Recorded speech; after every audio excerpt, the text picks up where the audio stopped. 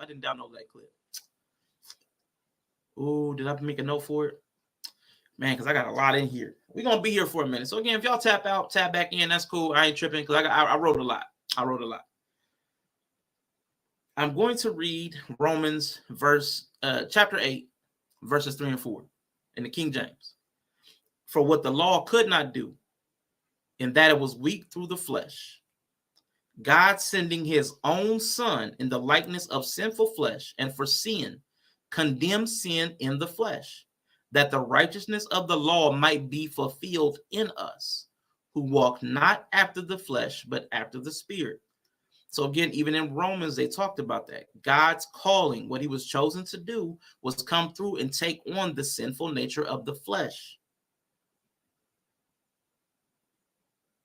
so that he could die, be resurrected, all that good stuff, so that the righteousness of the law might be fulfilled in us who walk not after the flesh, but after his Spirit. Not me, but y'all. Not me, y'all. I'm not a Christian. My bad. Many are called, but few are chosen. My bad. I want to make sure. I said us. I'm not a us's. I'm a themist. I'm a heathen. To save humanity by his sacrifice, which came at the cross. His resurrection is where the power lies, overcoming death. That was an important piece. Paying the wage and overcoming the wage master. That was 3 days tops. It took no more than 3 days. We argue on it taking less than 3 days because Jewish days are 12 hours and whatever. There's lots of debate. But at most, it was 3 days. We think it was less. I mean, some people. But again, I'm doing that quantum thing. I've read more, studied more. Let's say we want to take it at the commonly accepted has been 3 days. So even by Jamal Bryant's logic, the only part that he was called to do in his life was 3 days out of 33 years. So if he was out of order doing anything other than what he was called to do, that means Jesus was out of order 99.99% of the time, like a paternity test on Maury. He was out of order that much because only 3 days was his call. Only 3 days was what he was chosen to do. That's all it took. That's how out of order Jesus would have to be if we did the real math on what he was called to do. So first you have to know what the person was called to do before you can qualify if they did it. If they did it, sure. How long did it take them to do it? 3 days, not 3 years, not 5 years. So if Jesus was out of order, which I've already said he's not, the math is still not mathing. The math still ain't mathing. My point 2, and this is a very short point. Point 3 is going to be extremely long, but point 2 is short. How could he be wrong if he was righteous before God?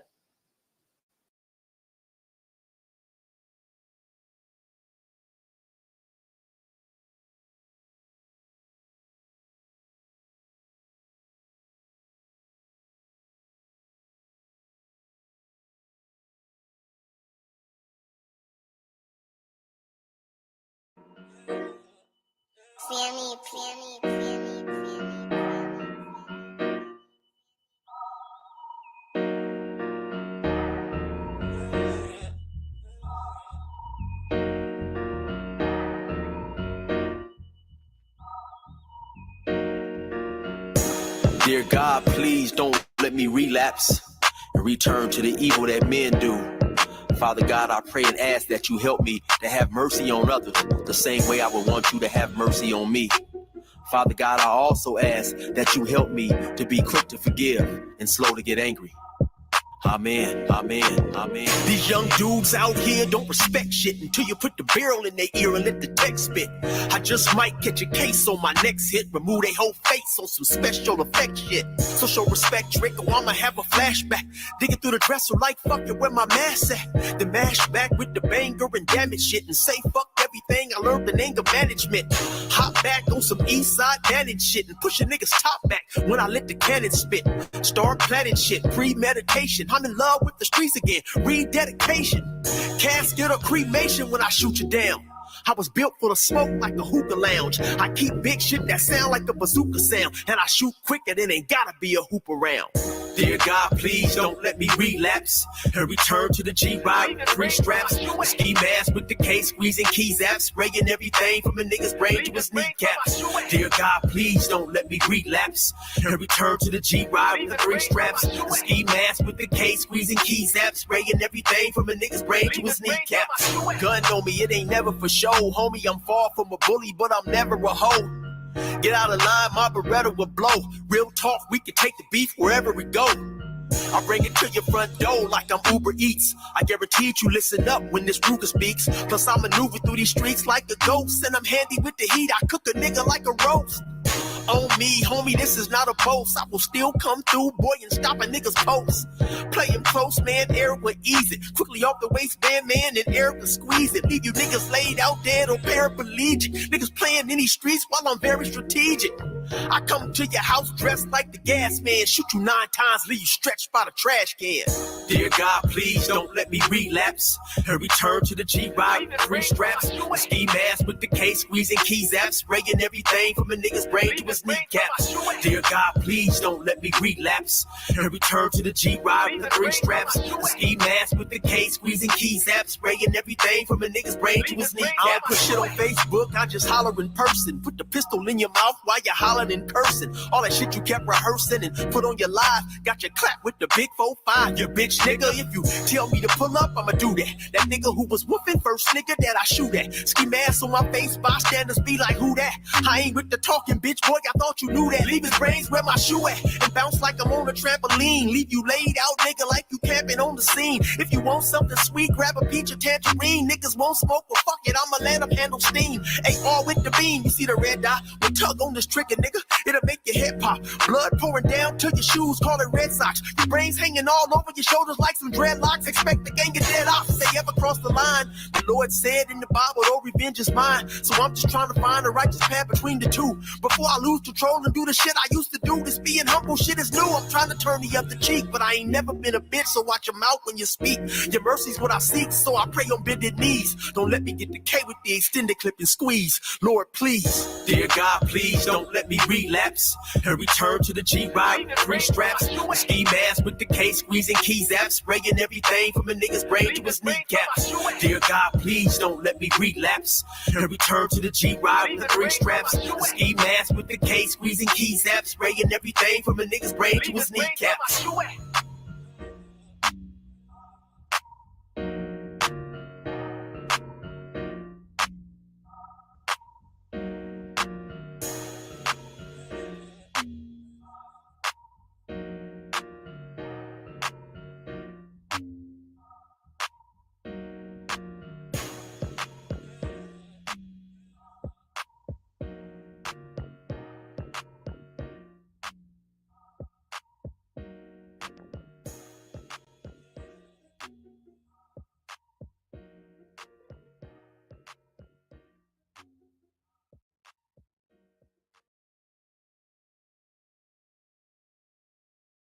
All right, y'all. All right.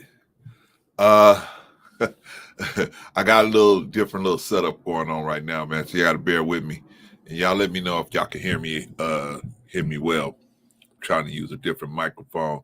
Vaughn Bryan actually sent me a microphone. I didn't get a chance. I didn't get here in time to work with that one and set that one up. I'm using another like standby mic. And if you guys can hear me, give me a 1 in the chat if you can hear me okay. All right, y'all. Let's get started, man. Let's get started. First of all, let's do the business. Let's thank Brother Eric for letting us use his music. Appreciate you, Brother Eric. Better known as 16 in Life, better known as Chill. Then on over to his page and check him out, man. A lot of funny stories. A lot of funny stories over there, man. Go check him out, man. A lot of life stories too, though, man. So check the brother out. Good dude, man. Good dude. Shout out to Brother Eric over there. Let's pull him down, man. And let's get started with the show, man. Let me ask y'all a question. I think we heard a couple days ago that critically drinking would probably be going off the air for a little while, or for whatever, indefinitely, until we find out what's going on. I got somebody to help me talk about that. Sister Annie. Oh, yeah. Excuse me. Y'all talking about Arshawn? I'm coming up there. I'm coming up there. What do you think, Sister? Do we need critically drinking? We absolutely need critically drinking. And, you know, first of all, I respect his decision. Of course. And he would not be a man of his word if he didn't honor and do what he said he was going to do. Yeah. Because he didn't specify a period of time. One day would have been where he kept his word, right? Right. But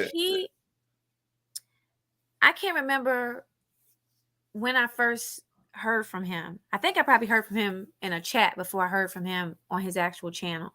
Sister Annie. Yeah. And then we do one thing real quick. I forgot to check everybody in. Can I check everybody in real quick? And then you get back to your story. Okay. You All mind? right. I'm going to try to drop down because I see I'm a white circle and I don't want it to mess up your stream. Okay. Okay. Well, you think you do what you think you got to do. Yeah. And I'll come back up. I'll come back up. All right. Okay. All right. Sister Annie said she's going to come back up. I don't know what's wrong. What's wrong with Sister Annie, man? She want everything perfect. That's good, but it's sometimes it can throw everything off. Sometimes it depends on what we doing. But shout out to that sister, man. I love her. All right, who else in the building? Who's in the building? Let's check everybody in. We got my sister Don Franklin's in the building. Don Franklin, I'm here for the shenanigans. Shout out to Don. We had to have you in the building, sis.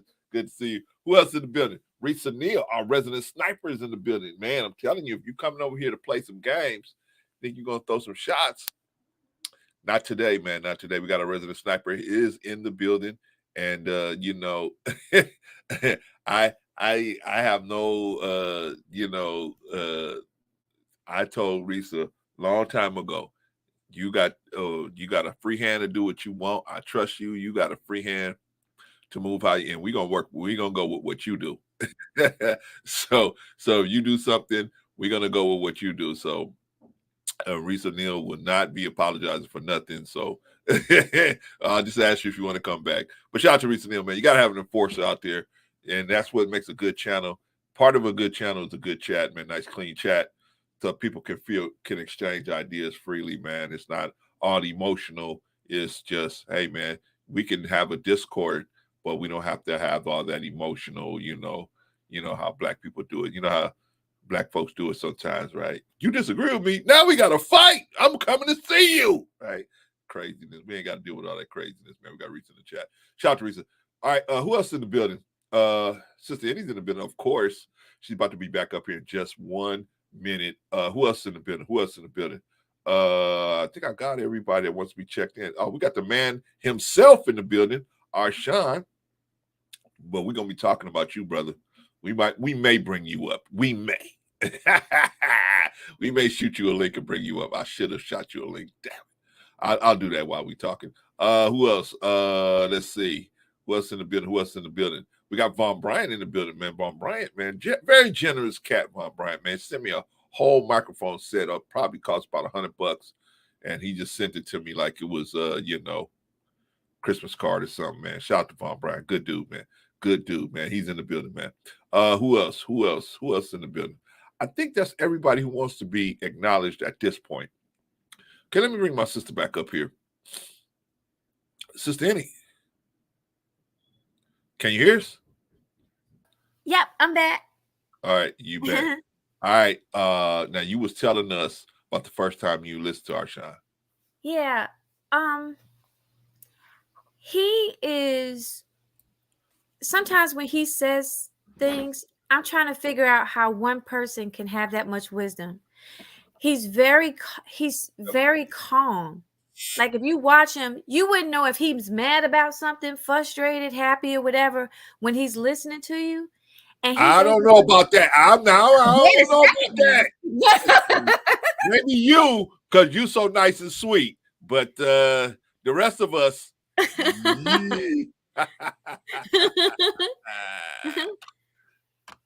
No, but he's just able to. I feel like he's the kind of person that could have a conversation with anybody. Of course. And he could fairly listen to your perspective, your point of view, and express his, without making you feel like that was a silly thought, that was a rude thought. It's just he takes you for where you are, and then he doesn't back away from his decision. He doesn't back away from his point of view. So I like that. He's the epitome of a man to me, So I've just appreciated the kind of research that he puts into his streams. Yeah. He's so creative in his editing and how he clips stuff up. Yeah. He's not afraid to tackle any topic. No. Man, he's not afraid to confront things when they need to be confronted.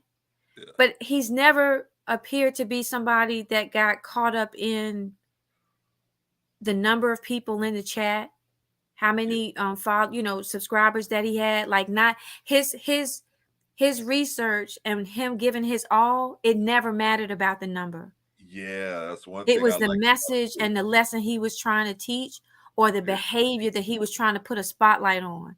And sometimes, like when somebody, because we don't, sometimes when somebody calls us on our stuff and, kind of checks us on something, sometimes we don't receive it well because we're offended. We didn't want to have somebody to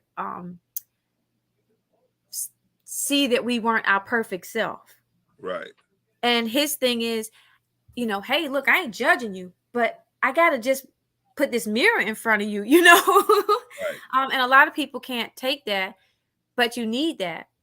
Yes. So I've just been I'm thankful. I feel like I also need to apologize to him because I feel like I've taken him for granted too. Like I listen to his streams, and I probably could show up more, or, give more, because I know, like you said, Devon gave you that mic, but there's a lot of stuff that y'all need when y'all are doing these streams. Yeah. You know what I'm saying? I didn't realize how much stuff that y'all had to pay for. I listened to other streamers where they talk about like whatever the monthly fee is. And I remember somebody joking with you one time because they said you need to pay for some kind of service so you don't have the commercials and stuff. Yeah. So it's a lot that you pay for. It's a lot of your time that you give up. And, when I think about, when I go to work each day, so you get up, you do what you're supposed to do at work, you show up, you produce a service, a product, and he's doing that, you're doing that. And, how are y'all being compensated for that? It shouldn't always be about money, but it is money. It is actually showing up. I didn't realize too, because you don't think that, oh, just if I stop by somewhere and say, hey, I just wanted to drop a like, to some people it doesn't mean anything, but he appreciates that. He appreciates when people, even if it's for 2 or 3 seconds. So I thank him for helping me realize that you can't just take people or take things for granted or assume that people are okay with you watching up in the clouds. Like, what are you up in the clouds for? You know what I'm saying? Like, you don't want people to know that you watch a channel. Okay, that's valid. But if you're somebody that he knows that, that you support him or something, I don't know why you're in the cloud. Just come in and say, hey, a lot of times you can sometimes hear what somebody says on their channel and hear somebody else say the same thing. So they'll come to your channel, hear you say something and take it somewhere else, Yeah.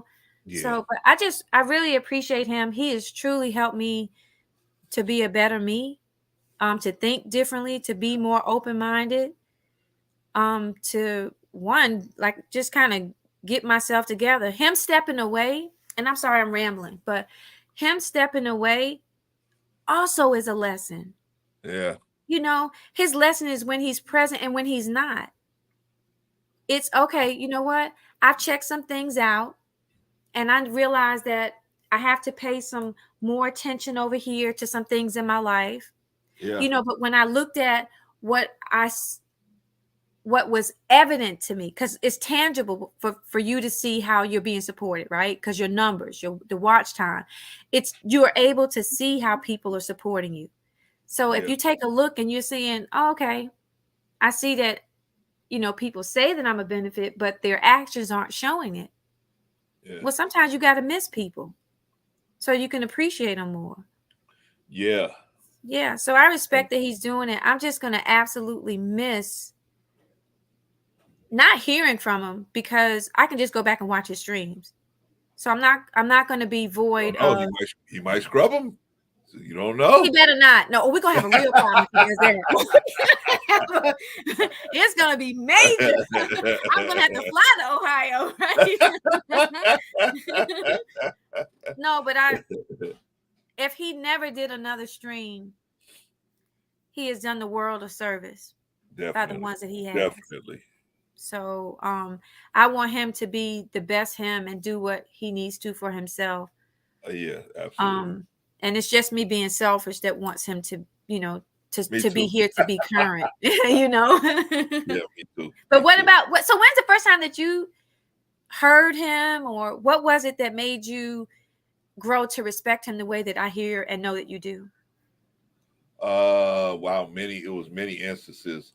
I think I was on a panel with him one time, the very first time. I think I was on a panel with him, and I expected him to sound and speak a whole nother way than the way he looked, the way he sounded and spoke, and I was impressed with him, how he broke something down. I was very impressed with that. And so I said, man, I got to check this guy out. And so, because, it's hard when you're a content creator, because it's so many thin lines between, you don't want to watch somebody too much, because then you start sounding like them, you start doing things that they do, and then so you don't want that to happen to you, and it just happened off of without you even noticing it, it'll happen. So it's a fine line, but at the same time, we as content creators, we're fans too, right? We have our favorite content creators as well, right? He is definitely one of mine. But what one of the main things I've always liked about him is that he never agreed with me unless he agreed with me, right? If he didn't agree with me, he didn't agree with me, and he could always lay the case out for why. And I liked the way, similar to Mr. He Said and others, where they could just lay the case out, and it would, even though that I didn't agree with them or they didn't agree with me, it was their point was very articulate and intelligent. Mine was too, but I could appreciate that. You know what I mean? And so I just felt like he and I and a couple of other people were in this class of people that kind of like outcasts, right? The regular YouTube society didn't really look at us as, in the club. We weren't in the club, right? We were our own club, right, of outcasts, right? So, but I respected the brother when I heard him break down one thing, and then another time, because sometimes you can hear somebody and then it's a fluke. It was a fluke. They really not like that. But I heard him over and over and over and over again, and I said, wow, this brother is on point, and then I said, okay, sometimes I agree with him, sometimes I don't, but it's always good to hear it. Even if I didn't agree, I'd still like to hear his position, you know what I mean? Because the way he stated it, that was another thing. He was very artistic in the way he stated it. I like that as well. You understand what I'm saying, Sister Annie, about the being artistic about laying out the case? I mean, he was very artistic. He wasn't just like, Claire, I'll agree with you, and this is why. It was he laid it out very artistically, and he had with the inflections and the face and just the facial movements and everything. He was very skillful at doing that, and I really appreciated that. And I'd be like, damn, he's right, or whatever, right? But yeah. Now, I guess I got to be on a panel with him a couple of times, and then as I started watching him, I became more of a fan, more of a fan. So this is today. Today, I'm just doing my fan stuff. This is my fanboy stuff right here, right? Okay. Groupie. So you do the fangirl, I do the fanboy. Okay. We got another fanboy here. Here we go. Hey, Vaughn. What's going on, everybody? Thank you, Mr. Bryant, for the microphone. Appreciate you, brother. Thank you. Man, no problem, man. I hope it works out for you. Did you get a chance to hook it up yet? Yeah, I ran and got a haircut before I came here, and then I didn't have a chance to come and put it together. Oh, that's So all right. You'll figure it out. yeah, I'll figure it out. I'll probably have it together by Saturday or Sunday. Yeah, So we'll be yeah. good with it. But what's going on, man? What should we keep critically drinking? Should critically drinking stay? What I or don't should know we? about that. I don't know about that guy, man. No, definitely, I would say yes, yes, yes. We should keep him. You know what I'm saying? Very, very bright, smart, intelligent young man. Knows how to attack a topic. You know what I'm saying? Knows how to have a conversation and make it interesting. Definitely. And he brings something to the table. When it comes to content. And so that's what I would definitely be missing. From his presence in this space. But hopefully it's just a temporarily thing.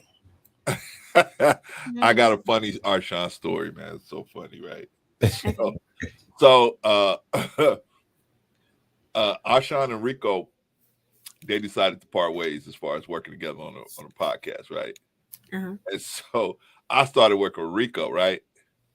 And I went to Arshawn and I was like, I understand now, right? I understand, right? I understand because Rico is a handful. We're definitely a handful. So I was like, okay, I understand. And we both laughed about that, man. But he always loved Rico. He loved Rico. Rico loved him. And so it was just that was another thing that we had in common. That working with Rico. Vaughn, you got a point in time because then he asked me a good question, and I'm gonna ask her a good question. I'm gonna ask her that question too. But let me ask you it first. Yes, sir. What was the point at which you realized, wow, this is a special guy here? This ain't just no, just ain't no just regular YouTuber, right? This is a special dude. Well, basically, when I would hear him and, just the way that he speaks, you know, he brings a different type of intellect to the conversation. You know what I'm saying? And everybody is, yappering in this space so much. It's refreshing when you see or hear someone that actually knows how to have a legitimate conversation versus debate or whatever it is. You see what I'm saying? And that's what did it for me.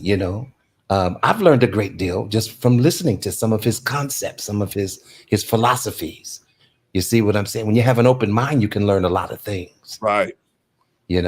And he does speak in a way to where it's very thought provoking, and that's the thing that I look for in these spaces. If you can just jargon my mind a bit and make me put on my thinking cap. See, that's what makes me gravitate to people. But when you're talking a lot of rhetoric and things like that, I tend to move away from that. But yeah, they're very impressed by the young man. Very impressed. Okay, Sister Annie, same question. When at what point did you see? Question you asked me. At what point did you realize this is a very special person here we're dealing with? I don't know if I can say an exact stream or something, but I could tell you his ability to, I'm trying to get the right word here, because I don't want to, because see, I feel he's chosen. And the way that he's able to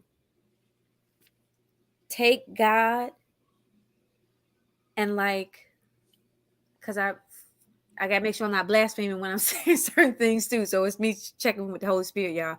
But he's able to in his conversations sit down and actually, at least what it appears to me, inspect God. There's questions that we all have. I don't care what stage of a believer that you are. There's some questions that you may not articulate. You may not say it out because you think that Oh, I'm not supposed to say that. I'm not supposed to think that. But in your head, you're still thinking it. He communicates those thoughts in a way that if you can hear his heart, they make a whole lot of sense. Or they take you to a place where you've asked similar questions, or where if you could ask God those questions that you would want to hear the answer if God said that he would give them to you. But he doesn't come up here saying that he's a man of God. So he's not, strutting around, making sure people knows that he knows God or loves God or where his position is. He's just like really honest about where he is with God. And a lot of people can't receive that. And I appreciate his courage in speaking in a way that could, in some rooms, offend people and still push through that conversation. So because of where I am in my faith, I hear his heart when he's talking about certain things. And I appreciate that because I know that I have been in a place where I've questioned certain things, where I've wondered certain things, where I've been upset, where I, was kind of like, all right, God, I'm mad at you for a second. I ain't talking to you for a minute, So I appreciate someone who doesn't showboat their relationship with God, but is able to help me have Bible study and understand God better by some of his questions and how he's dissecting his thoughts. So that's what keeps me still when I listen to him. It's like when he does streams, you're going to stumble across something that you're struggling with in every one of them. Every stream he's had, I don't care what it's about. Even when he had that stream about where he said, remember the one where you said go on a penis strike or something? Yeah. Even that. Yeah. Like, regardless. Not that one. Not I that just one. said, you crazy, Clarence. Clarence is crazy. No, but every stream I get something from it. And that's not an easy thing. That's not easy to do. To take any topic and make it a life lesson. So that his gift to be able to do that, that's when it was. That's when it was. Because I don't even know people like that. I'm saying in my real life, but I don't see Rashawn as a YouTuber. He just happens to be on YouTube. So I take him for face value. When he says something, I trust it. If he says this is who I am, I believe that. So you don't see, and you're not around many people like that. He's a man of integrity. Definitely. He's a man that will protect a woman that he has no obligation to do. But if he sees something, he says something. And I will forever be grateful to him. Forever be grateful to him. But he's an amazing man to me. And like I said, whether he's current on streams, I'm going to always remember what he's meant to me in my life. He's an honorable man. He really is. I think so too. And also very transparent. That's what I appreciate about the way he goes about conducting himself. Very transparent. He doesn't mind speaking about what his shortcoming is. He's very quick to say, well, yeah, I'm homophobic. I'm just going to be honest about it. You see what I'm saying? But then he explains it in a way to where you have to say, well, you know what? I guess a lot of us have that in us at some point. You see what I'm saying? But he has a way of putting a twist on a word or a phrase, that pulls you in and says, it makes you go, you know what I'm saying? Like they say things that make you go, You know what? It's hard when you're a content creator because you don't have like a big group of people that you can turn to or you can look at and say, oh yeah, I did something on that. This person did something on that and this topic, but they did it another way or they opened another door on it. there's not many people you can see like that. He was definitely one person who would, ring the bell a different way. Everybody just comes up and rings it this way. He would ring it for another way. And so I definitely appreciated that. And, we just want the brother to be happy. Whatever you doing, brother, we want you to be happy. We want you to, take care of any business that you have to take care of, because that's part of being a man. You know what I mean? I know in the manosphere, they say when you only a man when you having fun and you doing what you want to do all the time. But life ain't about you. You can't do what you want to do all the time, right? Sometimes you have to go potty. Sometimes you have to go comb your hair. You have to brush your teeth. Sometimes you got to do things you don't really want to do, but they must be done, right? So that's part of being a man, part of being an adult, rather. And so, we respect you, man, your decision. So don't think this is a disrespect of your decision. It's just, we just sharing our, our feelings and viewpoints about what we Sister Annie going off, but I mean we just sharing our viewpoints about the good that you brought to us. Maybe you didn't affect the thousands and thousands and millions of people, but you definitely affected us. And I think that was definitely worth having Crickly Drinking on the air. All right, y'all, let's take a look at Arshawn in action, right? This is one of my favorite streams of him where he just went in. He went in on the Queen Maker, man. I mean, holy smokes. I said, man, if I could have cashed after him, I would, man. I didn't even, I was at work listening to this, and I was like, man, go Arshawn, go get her. All right, so we're going to listen to a little bit of Arshawn. Oh boy, he is going in on the Queen Maker. She's just talking free flowing, which she's good at. Kyle is sewing. Hello. She's an idiot. We had a conversation. I tell you, she says some stupid stuff, but I tell you, all the stupid stuff she says is in service to her message. I promise you, all of it is purposed. All the stupid stuff she says which means to me she's smart. She's smart enough to know what stupid stuff to say. It's all the stuff that invalidates me. Like it all. Okay, did you guys just hear what he just said? Did you hear what he just said? Now, that would take most people, that would have went right by them, right? That would have went right by him. But I understood what he was saying when he said that. What do you guys think he meant when he said she's smart enough to know what stupid stuff to say to her audience? It's kind of like I'm trying to think like from a kid's perspective, right? Like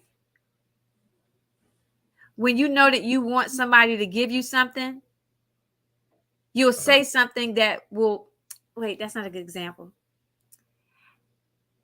It's like you know what to use, or you know when to act like a damsel in distress, like, I can't pick that heavy thing up, because you're wanting them to pick it up. So you know what to use to be able to trigger someone to get a certain reaction that you want, or a certain and basically it's just modern day manipulation.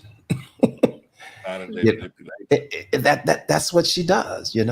She's a manipulator. And she twists words and uses words to do so. Just like he said, she's smart enough to know what stupid stuff to say. See what I'm saying? She's smart enough to know the stupid stuff that people would go for. You see what I'm saying? So now, I've heard a lot of people break her down, but I have never heard anybody say that one. Right? That's what I'm trying to say. Yeah. See, he approaches things in a different way. I like that. I definitely appreciate that. Even though, like I said, he got that down there. He said, "Black men have hypnotic movements, bro." See, remember he got mad. He went in on me for saying, Jan Blah said we shouldn't watch. You can't stare at black women. You can't stare at them walking. And the question is asked why? Because their movements are hypnotic. Right? If you look at them long enough, you're either gonna be showing some disrespect, or you're gonna fall into doing something stupid.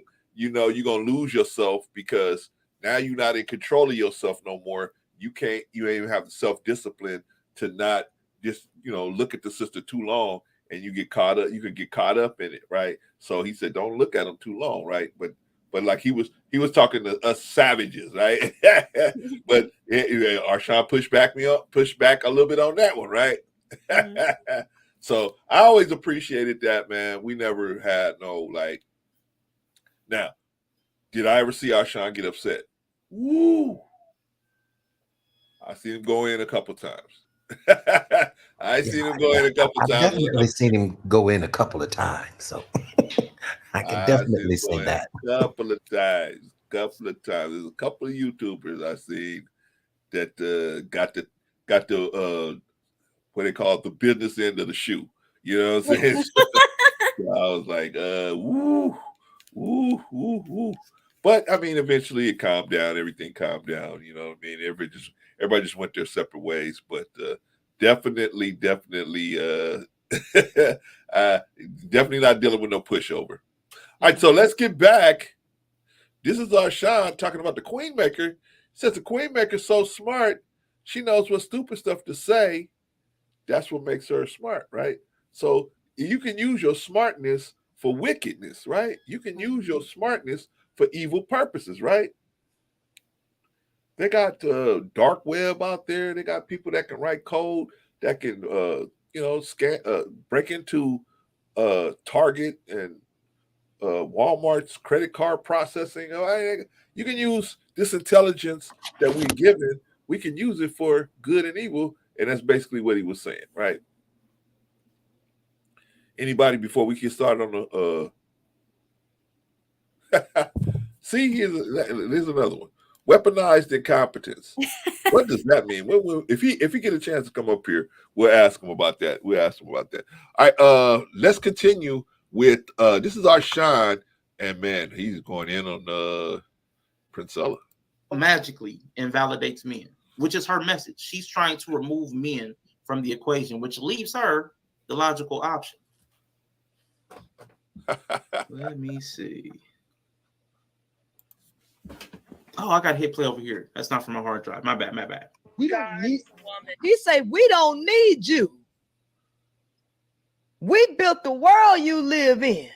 Oh, well, I got something for you, baby. I got something else for you. He say we built the world you live in. Pastor David James. That nigga. Here. Pastor David James. I love this. Did nigga Kevin Samuels say, because Kevin Samuels is a nigga. Pastor David James, Kevin Samuels is a nigga. And Kevin Samuels say to the woman, we built the world you live in. Did nigga say we built? Pastor James, did these nigga build the world? Give me something. Pastor James, give me something. I'm not going to be much longer with y'all. I understand. Now I'm going to stop right here real quick and let y'all know this man at the pulpit is an absolute complete nincompoop. And I don't know if you guys are aware of this dude, but this dude is an absolute nincompoop. Absolute. I'm fully aware. Oh, you aware of him? Okay, you have ever heard of him? Yeah, he is absolutely out of his gourd. But this is who Princella is selecting to validate her points, right? I mean, it's crazy. But let's see what our friend Arshawn is going to say about this situation. This guy said we need to move beyond color. I'm not about that, but y'all raised it. If you start it, I'll end it for you. Don't start nothing. It won't be nothing.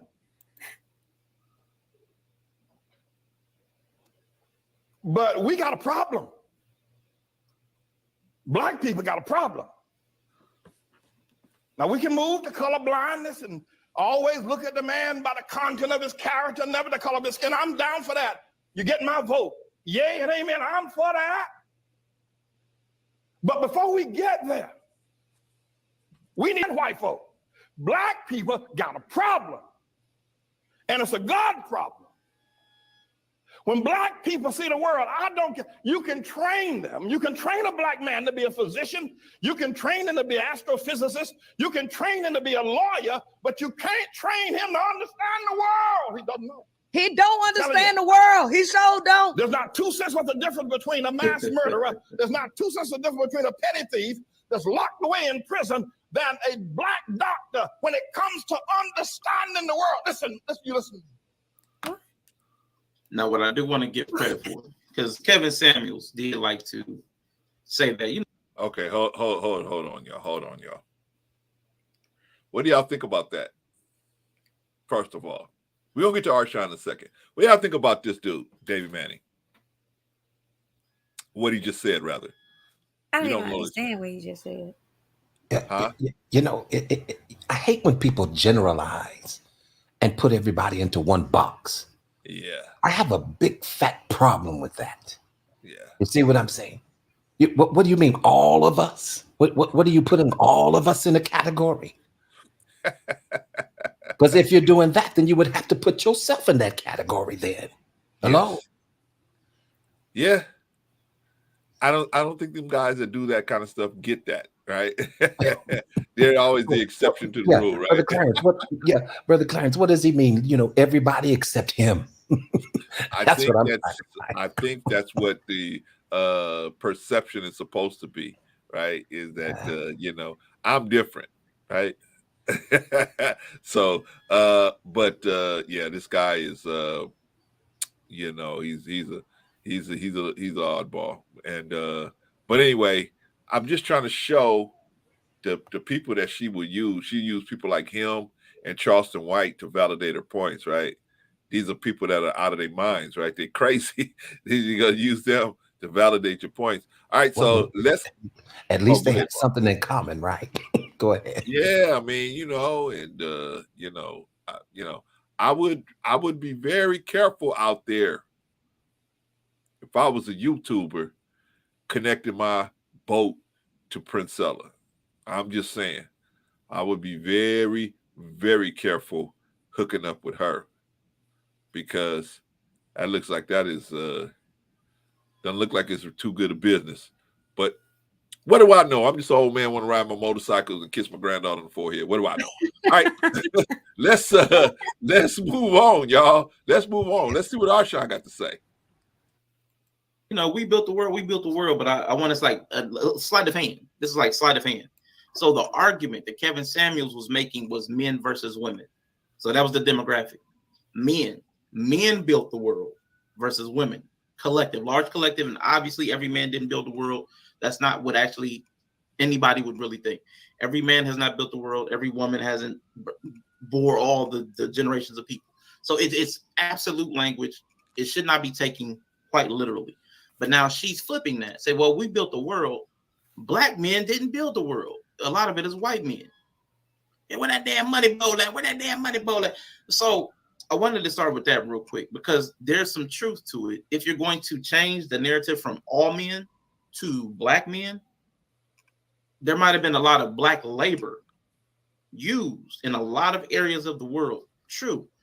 But to say that we built the world, especially people like, I'm not trying to be funny, but Kevin Samuels, I don't think you built the world. Like, we didn't build the world. So, I mean, if you're going to try to change the context of the conversation, that's sleight of hand. That's verbal sleight of hand. But it's good for theatrics. We got to deal with this. And we need to begin to acknowledge it, talk about it, ask God to help us, because only God can help black people where they are. Black people had Africa, that big old continent over there. They never built one boat that was seaworthy. Not one. What? Now she's yeah, they never built a seaworthy boat, right? Man, I just listen to people and just I just listen, man, because it's strange. Go ahead. Sister Annie, did you have something you want to say? No, I'm trying to figure out what he's saying and connect the dots. Don't take our word for it. Go listen to the man for yourself, and then you decide. But I'm telling you, my perspective on him is that I've heard him speak a lot, and I mean, I don't understand how he can get one or two people in his church, but he got them in there. So I mean, it's like Princella says a lot of things that are true, but mixes in his own little twist on everything. So, but anyway, let me ask you, who is like how? Why do you know him? Like, is he like has a mega church? Like, how do you even know him? yeah, he has a church out there in New York. I think in Albany, New York, and he just attacks different religious leaders. He's attacked Mr. Farrakhan. He attacked TD Jakes. He attacked all these people, and so I would listen to see if what he said was true, right? Because I try to. I don't think anybody is above reproof. No one, not Minister Farrakhan. No, nobody is. And if he did something wrong, I want to know about it, right? I want to hear what happened, right? So I listen and I listen and I listen to that one. Then he went in on TD Jakes, and I was like, okay, I didn't hear. And I heard a bunch of stuff that is his personal opinion, but it's not no truth to what he's saying. And I said, and then I started listening to him more, and then I just started realizing that it's just his personal crusade against anybody who's wearing the crown. Like it's not I see you doing something wrong. It's more like I want to be David and you're Goliath, and I'm just going to attack you for the hell of it, And I didn't but that was my impression. Now, Sister Annie, don't listen to me. Go check the man out for yourself. That's okay. Don't worry about it. I'm good. You can check it out what he said, but you'll definitely see him around if you get into religious circles. You'll definitely see him around. All right, let's get back to Vaughn. You have anything to throw in there before I get back to Arshawn? Oh no, yeah, definitely not. All right. So let's get back to Arshawn. He's breaking down David Manning, the great David Manning. He's going to agree with him because it agrees with her narrative. But of course, Black people have votes. It's documented. There's not one monument in Africa, in all of Africa. I know you're talking about Egypt. Egypt is not Africa. Okay. Okay, so where is Egypt? There you go, right there. Wait a minute. Can you pull a map up, brother? There you go, right there, man. Is there a map we can pull up to verify what he said? I need help, y'all. I need a little bit of help, just a little bit. Man. Oh, where is Egypt? Where's Egypt on the map? I'm just curious. All right, man. That geometry, man. I tell you, that geometry. Woo. All right, let's see what our brother Asha got to say about this dude, because he's breaking it down pretty good. I mean, a map can solve that dispute. You want to say culturally, cool, but Africa's a large continent that stretches a long way, that has the most diverse gender and language and all that stuff. So it's really weird to everybody wants to take Egypt out of Africa. Even if you do that, there were civilizations that existed before Egypt in Africa, but nobody wants to give it credit because it was a long time ago. So, I mean, of course, the type of cities that they built were amazing for their time. If you look at them, like the way we do with money right now, people be like, adjusted for inflation from 1976, that $1,000 would be $56,000 today. The same way we do that, if we look at the antiquity, the cities that were built in Africa pre-Egypt were on the same type of a scale because nobody else in the world was doing it at the time. I can't even remember the name of the civilization. I remember seeing the videos. They built large walls to keep people out. So they had structures way before other people even had civilization. So if you want to compare that from something like 10,000 years ago to the Greeks 2,000 years ago, that's a little bit unfair. The same way trying to compare somebody's technology today to somebody's technology 100 years ago. It's not a fair comparison. So it's not going to be the same. All right, y'all. Y'all see how he broke that down? I wouldn't have broke that down like that, because I would have been thinking a whole nother thing. But I like that we got somebody who can see it from another angle. Hey man, we got somebody else who really wants to dig into Arshawn. I mean, we really wants to dig into Arshawn. Okay. Hello, everybody. How y'all doing today? Uh-oh. You know, I was perusing YouTube, and all of a sudden I saw my name and likeness somewhere. And all these people around want to clout chase. Everybody want to clout chase and use my name, want to use my face to get likes and views. I'm sick of all y'all content creators that can't come up with your own content, want to use my name and my face to get views and clicks. Why don't you do it off your own sweat, brother? How you like us clout chasing you, man? How you like that? How you like that? Man, I don't like it at all. See, if y'all was real black people, if you was a real man, you would have came to me. If you was any kind of real man, you would have came to me first. But no, you ain't no real first, man, right? Brother. That's right. What'd you say, Brother Bob? He would have shot you an email first. Yeah. Right? I settled everything in the back chat. You should have hit me in the back chat. All right, y'all, ladies and gentlemen, the man himself, Arshawn, is in the building, man. Please, y'all, if y'all want to say something to Arshawn, throw it in the chat, man. Something that he helped you look at, or you felt like, man, I never thought about it like that. Or how did he impact you?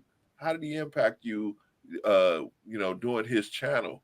Because let me say this, Brother Clarence, and I believe I brought this point out when we did that extremely long stream on his channel. I think I tried to hang in there. They had the old man up real late, man. They had him up late, but I was able to hang in there, just to show some support. But one thing that impressed me that I was able to share is that there was a particular content creator that I was just kind of in the chat trying to share my opinion in the chat, and so they took it upon themselves to get a little belligerent and ended up calling me out of my name, yeah, man. I believe that the term was, they called me a bitch, Whoa. And it was very uncalled for. I believe. Yeah, it was very uncalled for, but at the same time, we did have a conversation about it, and we kind of settled the matter. But what impressed me about Arshawn is that when he got wind of that, it was like he kicked into a Rottweiler mode. And and I was just very taken aback by that, because I didn't think that anybody thought that I was that important enough to stand on my behalf. You see what I'm saying? And that's what I appreciate about this brother. If it's right, it's right. If it's wrong, he's going to let you know. You see what I'm saying? He's going to call it out. And the intention behind his efforts, you see what I'm saying, are sincere.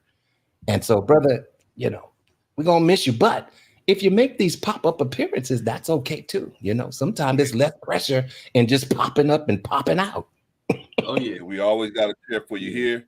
You can always come up. But before we move on any further, I want to thank Sim Simma. He gave us a very generous cash app. Thank you, Sim Simma. Appreciate you, man.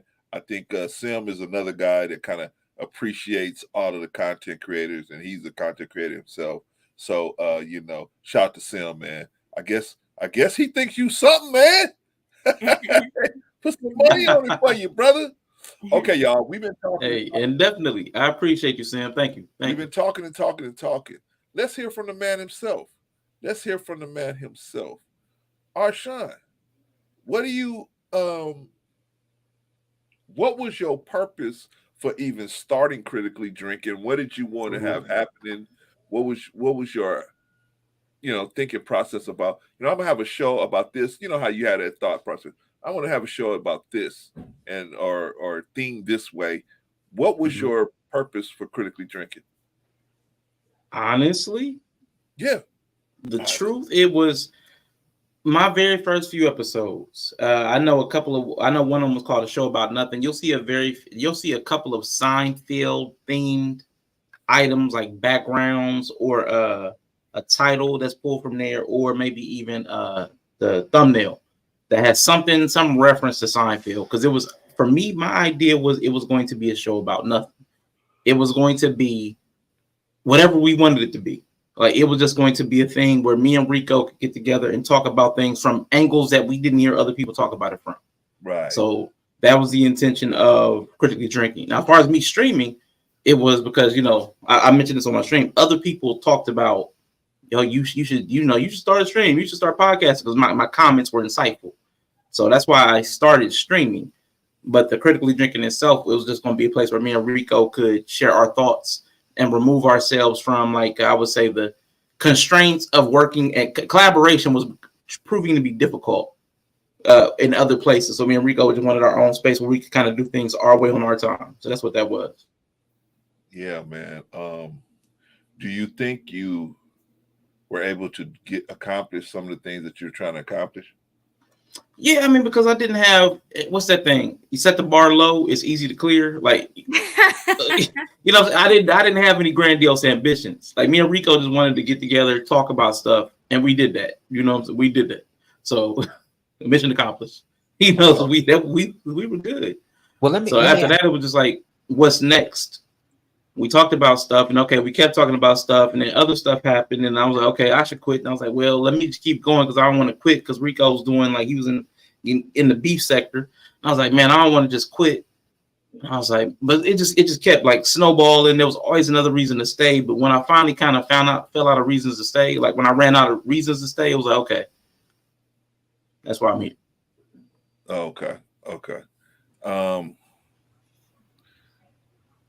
I think that, well, let me speak for myself, and everybody on the panel, we can all speak for ourselves, but I think I can tell you that your show really was, it was good for me because, like I said, we needed some place to go where you could see the effery, but you could see the effery broke down in an intelligent way, right? Yeah. So, you know, we would do it here sometimes, but a lot of times we really, you know, as a group, we get together and we'll talk and we'll say, you know, hey, you know, this and this is going on. We see it going on, but we ain't gonna speak publicly on it because we don't really want to take sides in the middle of nobody's situation, because you may be in a situation where, and I know you've had it happen where you know, you like both creators, right? You like both creators. You don't want to get in the middle of what they got going on, so you just stay out of it, right? And that's typically what we do. We try to stay out of it. Now, you, on the other hand, I have seen you break down some situations, right? Now, what made you break down situations like that, where maybe it was some things going on between content creators, and then you felt like, hey, I needed to speak on it, such as the situation with my brand? Honestly, it was because I knew nobody else was going to. Like, I mean, not literally, but I just knew if somebody else talked about it, nobody would criticize fully, honestly, the people that did the thing. Good because point. There's too many people that have like cozy relationships and will forgive the unforgivable because we know each other. Right. Like, I'm gonna give you the benefit of the doubt. Well, he must have had a tough day, or da da da da da. Nah, that was wrong, and it needs to be called out wrong publicly, especially if that's your brother. Like, especially if it's your brother. So that was my thing. I was like, nobody else really gonna say it like as strong as it needs to be said. And I was like, everybody else is gonna be like, well, you know, yeah, because you know it's tough. It's tough running the stream, and you got all these comments, and everybody's got all these opinions flying around, and then you had to work, and then you dealing with your family, and then all of a sudden somebody says, "Hey, we've had this topic 30 times. I might get agitated too." Yeah, but that's you know, to whom much is given, much is required, and I think leadership should have a weight to it, and if we don't put a weight on leadership, we get the world we get. Like, we get what we got. You know, and then you need to pay attention to those who support and follow you, because they have an opinion as well, you know. And I think Absolutely. It was a time thing to say, hey, maybe you need to switch up the content a little bit because it's becoming a little repetitious. You see what I'm saying? You know, and but some people just, hey, you know, they don't take kindly to you know, just critical advice, you know. So. You know, and I like also that you recognize empty apologies. You know, it's a lot of people that say, "Oh, I'm sorry about something," and their actions aren't showing that they're sorry. It's just, I needed to say that so that I could win back something, or that I could get back something. So I appreciate that you don't like submit to moving away from a point because someone thinks saying, I'm sorry, I apologize, is what's going to fix it. You know what I'm saying? So, and it's a lot of people that won't even, a lot of people will hear somebody say, I'm sorry, and be like, oh, what? Let's just give them our whole heart back again, you know, and it's going to happen again, or things would happen again. So I appreciate that you don't get flattered by stuff like that.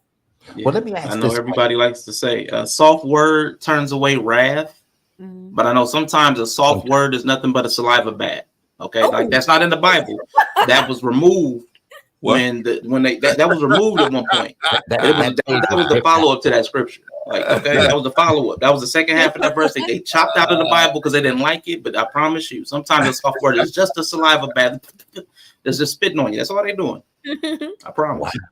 Yeah, you know, and sometimes, but you know, sometimes, you know, the Bible, if I could say, contradicts itself sometimes, because you have other areas that says, well, hold on, you need to cry loud and spare not. Yep. You see what I'm saying? So there's a time and a place for everything. There's a time for a kind word. There's a time for a tough word. You know what I'm saying? So, you know, there's a time and a space for everything, you know. But I have a quick question for you, brother. Yes, sir. Since you decided to, lay all of this to the side, you know, for however long, just let's say, you know, did you feel a weight lifted up off of you somehow? Do you feel a little lighter? Man, I'm gonna tell you that first day after that stream, there was actually a little sadness. I ain't gonna lie, there was a little like sadness, like nostalgia type thing, because I there was that hit first. Lightness is probably not the word, because it became light to me a while back. And I'm not even going through the whole thing, but the burden kind of got lifted first. The obligation, like the paper contract, like the obligation, like the thing that made me say I have to be there. It quit feeling like a weight, but I was finally able to release myself from that. Like, okay, even though the weight's gone, I was still showing up. And it was like, once I let that go, just like, okay, that was like the formality. Like, okay, we finally just ripped up the contract. So, but I had the weight before, and I had to let that go. I had a whole conversation. I think it was me and Bree and Candidan were talking about that at one point. Excuse me, but I worked through that, I want to say a few months ago. I want to say earlier in the year. Awesome. All right, brother. Oh, go ahead, Vaughn. No. He answered the question very well. Okay, my question is, did you, like how we're doing now, right? We're having what do you call this, Vaughn? We call this we're having a boohoo party, a cry party. No, man, we're not having a pity party. A sad occasion. No. It's like a little bit, Vaughn, a little bit. I mean, it's sad and it's good. No. If you ask me, it's a celebration of our brother right here. You know, just to let him know how we appreciate him. Yeah, that's what it is. This is not a pity party. Now, come on. Well, that's him. That's you know, because Arshawn can come on tomorrow and cut you out. Now, hold on. Don't play with it now. I want Arshawn in the air, so I'm being selfish. I definitely am having a boohoo moment because I want you on the air. But at the same time, I respect your decision, brother. I understand we have challenges in life that are outside of YouTube, so I understand that, brother. I mean, I ain't all the way crazy, but I'm just saying, man. I know I miss you, but like Don Frank just said, you know, it's a town hall. I like that. Yeah. Okay, Don. I like that. I like you know, and this is an opportunity for those of us to, you know, since the brother said that he's going to take a hiatus, you know, I guess I just threw that word in there, but yeah, I like to use that word instead of like permanent something, you know. But you know, but this is an opportunity for those to reach out, and even the chat or people who want to come up and express their appreciation. And you know what we need to do more of that. You know, let's not wait till an individual gets ill and sick and on their deathbed to give them their flowers. You see what I'm saying? We can recognize each other now. Maybe Arshawn won the lotto, man, and he's like, "Hey, I won the lotto." He ain't gonna tell us that. He's gonna keep that one to himself. I wouldn't have quit for the lotto. I would have had a team. If I won the lotto, I would have had a team to make stuff nice and easy and smooth. You would just saw the production ramp up. It'd have been nice. It would have been nice. I wouldn't have no worries if I had the lotto. Brother, Yeah. we wish you nothing but the best, man, and may God move in your life the way He see fit and give you more blessings than you could even hold in your cup, man. You have to come back and pick up what you dropped on the floor, man. So, but anyway, man, but you always got a chair here. You always hit that link, come up, and and discuss something, and Bro C will send you that link in a heartbeat, man. So. That's all you gotta do. Even though while I'm in show, you hit me up and hit me up. Like send me an email or something. I'm right there. Gotcha. Bang. Right. Right. Definitely appreciate that. Now that I got you right. Now that I have your correct email. Yeah, you have my correct email, man. It took a while to get that, didn't it? Yeah, I was sending it. Yeah, I was sending it to the wrong email the whole time. Some other dude was looking at the email like, "What is this?" I remember that. You kept saying, "Brother Clarence, I don't have your email." Arshawn dude, what does he keep wanting to? What do you want to get? And then at Arshawn, he kept saying, "Well, I haven't been invited yet. I didn't right. being invited to the game, and I don't know nothing about that game." You know who else does that? Shout to Von Eric. You know what? Who else did that to me? Marcus and the Gray Pill, man. They keep telling us. Oh yeah, man. Bro, see, you guys are running from us. You and Rico running from us because we invited, and we like. I don't have no emails from you. Not spam, not trash, nothing. Nothing from you that you invited us. Oh, we invited you. When? Wait a minute. Now, you see the way Brother Clarence email is set up. Right. Now, bro, see, Enrico ducking the smoke. That's what it is. See, I told y'all a real man would have hit me privately. See, he ducking the smoke. Marcus, Gray Pill, challenged him. Challenge Rico, but because he ain't no kind of real man, he don't want to face somebody square. He don't want to face them straight up when they looking. He want to wait till they turn their back when they step away from their platform. Then I'm gonna make a stream about you. That's what I'm gonna do. About you, man. We gonna make a stream about you. So we cloud chasing, but we saw. We don't know what. Me and Vaughn. We don't know what cloud chasing is. We doing it all wrong. We got to do it better. Hustling backwards. Hustling backwards. We hustling backwards. Huh? All right, man. I want to ask you a question before I play this next video. All right. Are you noticing that other people are kind of hitting you the same way, saying, "Oh, Arshawn, man, what's going on? Is that happening for you, or is it pretty much people are just understanding and they're just saying, okay, Arshawn, go ahead and do what you got to do? Now the sentiment's been pretty much the same everywhere. I'm gonna tell you, like, I like being candid. Definitely. I think people don't believe that they have a stake in your life. Like, people don't feel entitled to tell you what they truly think. So what I really think is a lot of people find comfort in certain people being there, like familiarity. And like even the content creators we watch, and I'm not blaming, because I had this thing. I'm not blaming. I'm just an observation. What I've seen happen is when people do try to place like a sense of entitlement on, because again, we're paying with our attention, we're paying with money. So when we have an investment in a content creator, to me, you have a stake in that platform and that person's content as a persona, a product, whatever you want to say. You've invested into it. What we've seen in I would say our smaller Black space, when you try to make a request from that investment, you get denied or you get rebuked. So a lot of us have shied away from trying to make a demand on our content creators that we're investing time or money in. And if we start to feel uncomfortable, we'll shy away instead of facing that confrontation. We'll just, well, they doing something I'm not really with. I'll just stop coming around as much, or, well, maybe I'll ask so-and-so what they think about it.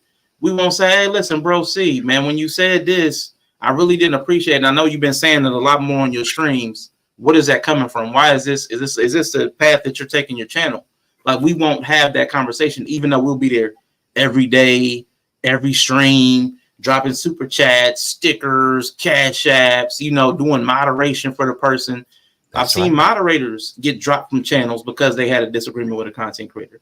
I've seen people that were co-hosts get dropped from a channel because they had a disagreement with the main person. Yeah. Excuse me. We saw, you know, the whole Four Horsemen thing blew up because of some disagreements. Oh, yeah. We were all there for that. Yeah. You know? So it's like, I feel like a lot of us, they desire an echo chamber. Is that what it is? They just want everybody to say yes all around. I don't know that it's they want everybody to say yes. If you say no, you have to say it softly in a way that doesn't make them look bad, doesn't reflect poorly on them. I think you can have a disagreement, but it can never make the person who said do this look bad. It's weird. It's ego management.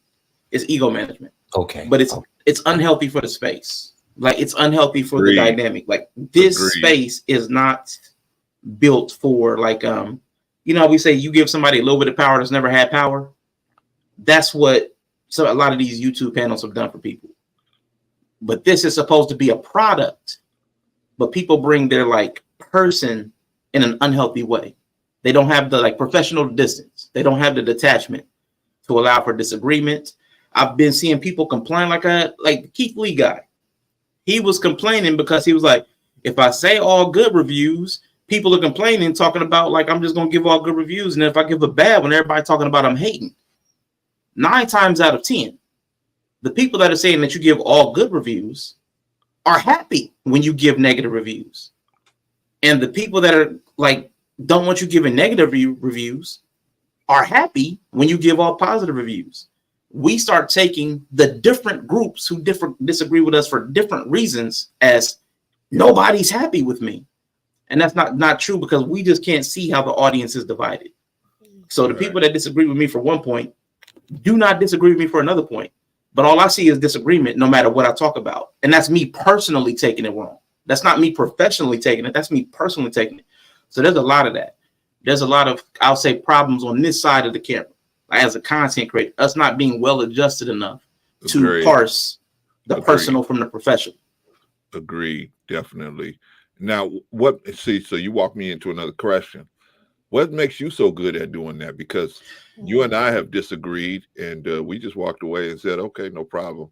And that's one of the things, I guess, that attracted me to you, because you're like me. Like, we can go hard at each other, and we can set the stage for the argument, and it's the artistry in setting up the argument. But at the same time, you can respect the other person's artistry as well, even though you might not agree. And then, you know, we leave it out there we leave the ball on the field, and we can go get a brew or whatever, right? How were you able to do that in a space where so many content creators, you know, what, Arshawn? No, I'm gonna be in Ohio tomorrow. And then Arshawn like, pull up, right? And how were you able to get around that type of environment for yourself? That's just like, I would say, luck. Like, that was just pure luck. The way my life had been up until the day I started streaming, the way my life had gone, it set me up to have the temperament to be able to cope with some aspects, but other aspects I don't cope well with. I remember when I had the whole thing with Mr. Best, I was like, maybe you're not cut out for this. And I was like, that's not a shot, because I'm not either. I've made realizations that I'm not cut out for this. Like, the reason I'm stepping away is because I'm not cut out for this as a human being. I can't carry the emotional, and like there's ambiguity, like the not knowing like yes or no, not knowing right or left, not knowing up or down. Ambiguity is like that uncertainty. That's a better word. I'm not good with dealing with uncertainty. But if you're talking about an audience, the audience is always uncertain. The response of the crowd is always uncertain. I'm bad at that. It's like that causes me anxiety. So me not knowing how things are going to land on people is always making me nervous. So I'm not built for this, because I get nervous every time I'm getting ready to do something public. Like, it causes me anxiety. I'm not built for it. So I accept that. But that's what led me to being able to deal with it, because I'm human. I'm flawed. I come into this knowing that. I've never wanted to pretend that I was different. I've never wanted to pretend I was special. I couldn't. I would be called out as a fraud so quick if I tried to act like I was something I'm not. I'm not a good liar. I'm just not good at it. If I were, I probably would do it. If I was a good grifter, I would grift. Like, because I'm good at it. So because my life set me up to be more honest, because I'm a bad liar and I'm also lazy. So I'm gonna forget the lie I told. So again, it was all my life set up.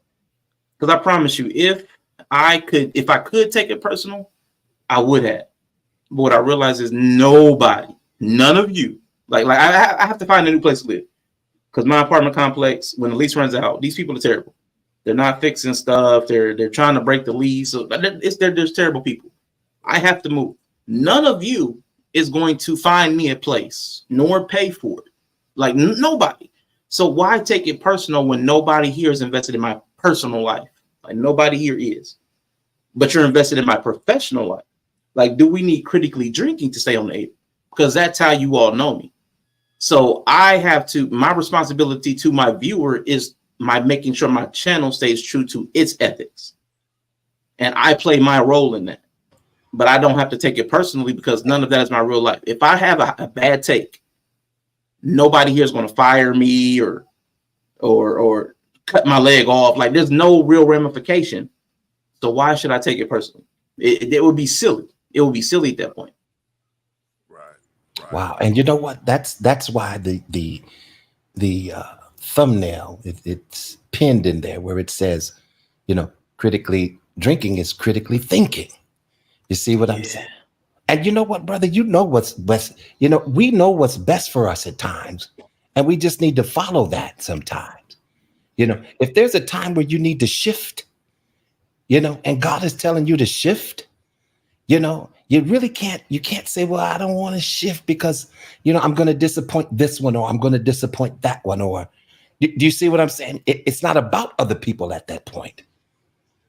It's about the direction that God wants you to go in. You see what I'm saying? Because you're still going to be just as effective, And I understand what you say about that anxiety. When I first got up here, brother, I was like, hello, am I on the air? You know what I'm saying? But as I got more comfortable with it, I'm able to have conversations and open up about it. Now my uncomfort zone is camming up. I don't feel comfortable with doing that. So I don't do it. And it's okay for me not to do it. If you want to know what I look like, you got a picture there. You can go on my Facebook page, see my family, everything. See what I'm saying? I use my real name, by the way, because I'm not ashamed of it. You see. But yeah, man, I understand what you're saying, man. Hey, when it's time to do something different, listen to that and do it. Because, God may have you being more effective in another area of your life. Yeah, I definitely. have a question. Yes. Is there, and it's to Rashawn, but it's to each of you. Is there 2 or more channels that you feel like the content creators are like iron sharpen irons, like where you see that they work together? Like in a world where there's so much tension and people not, encouraging growth for somebody else, even if it means it, or they're not growing also. Do you see, is there like 2 or 3 content creators that you see that they have consistently kind of like stuck together and supported each other? Oh yeah. I mean, there are tons of good examples. On different now, some of the examples I would give would be questionable to some people because they maybe don't appreciate the content. But there are a lot of people, even like oh my gosh. Well, let me just use a safe one. Like even the group that Black Men Unfiltered, Sir Hale, Security Boss, like they all really support each other. Like they have an ecosystem where they support each other and have helped each other grow and given each other resources. I mean, the circle that Gail at Night has been involved in and helping people grow and expand and stuff like that. So there are lots of ecosystems where people support each other and help each other grow. it's hard for some of us to appreciate because maybe we don't appreciate their type of content, what they put out. But there are lots of people that do help each other. And even if you do feel like what they're doing is negative, like certain groups, like a lot of the manosphere spaces, there are groups of the men, like I would say, like the whole, like the mothership. The mothership has a whole cycle of men and stuff and women that's kind of support each other, no matter what the conflicts are backstage. There's a whole groups that they promote and push each other and push their content. There's lots. There's tons of examples. But I just know there's it's hard to see it a lot of times because we don't look at them because of their content. Like something about their content has turned us off. Even like the Fight Club sphere. They push each other and share each other's links, and they help each other quite a bit. So even though a lot of us don't like some of the stuff that people put out, people do push and promote each other all the time. All right, y'all. You asked that for all of us, huh, Sister Annie? Yeah. I think I try to support a lot of content creators like Arshawn and Mr. He said, definitely Bolo. And we may not have the same exact type of content, but I just like that they critically think and they can address different situations in a skillful manner. Yeah, so I got a couple of them that I support, and I think they support me. I mean, just equally as much. So I would say that, but do I see? Oh, somebody else came up here. Hold on. Yeah, but I hold on, Scam. I think I support a lot. I support Black Man. So I try to support all the guys that come up here, as long as I know they're not with the effery. I try to support, all of the guys. I don't know about Vaughn has an answer to that question. Well, definitely, I have supported many in this space, been moderating and doing different things at one time. Really? You know what I'm saying? But it's somewhere down the road, the content just seemed to take a twist for me, and no love loss or respect loss. It's just, some things are just not as interesting to me as other things, and I can't see myself sitting on a panel or on a stream for 4 to 5 hours and I'm not getting fed. I'm not getting good information. You know what I'm saying? And so recently I've been kind of leaning a little way away from that, but like I said, no love loss, I still support. It's just my mindset is in a different frame, if I could say that, Now some people take that as offensive, well, what do you mean? You see what I'm saying? But I'm an individual that has a freedom and a liberty to go to and fro the way I seek to do it. You see what I'm saying? I'm not governed by any content creator. I'm not chained and shackled to any channel. Do you know what I'm saying? Now, if you really look at it and if you really examine it, you see that this is what people intend for you to do. And so they'll call you out. I just listened to a whole argument the other night as to why you wasn't on my stream as much as I'm on your stream. And the brothers are going on and yelling at each other and screaming. Oh, my gosh. I mean, to the top of their lungs. Well, nigga, blah, blah, blah. This, that, and the other. What did I tell you? I was on your stream.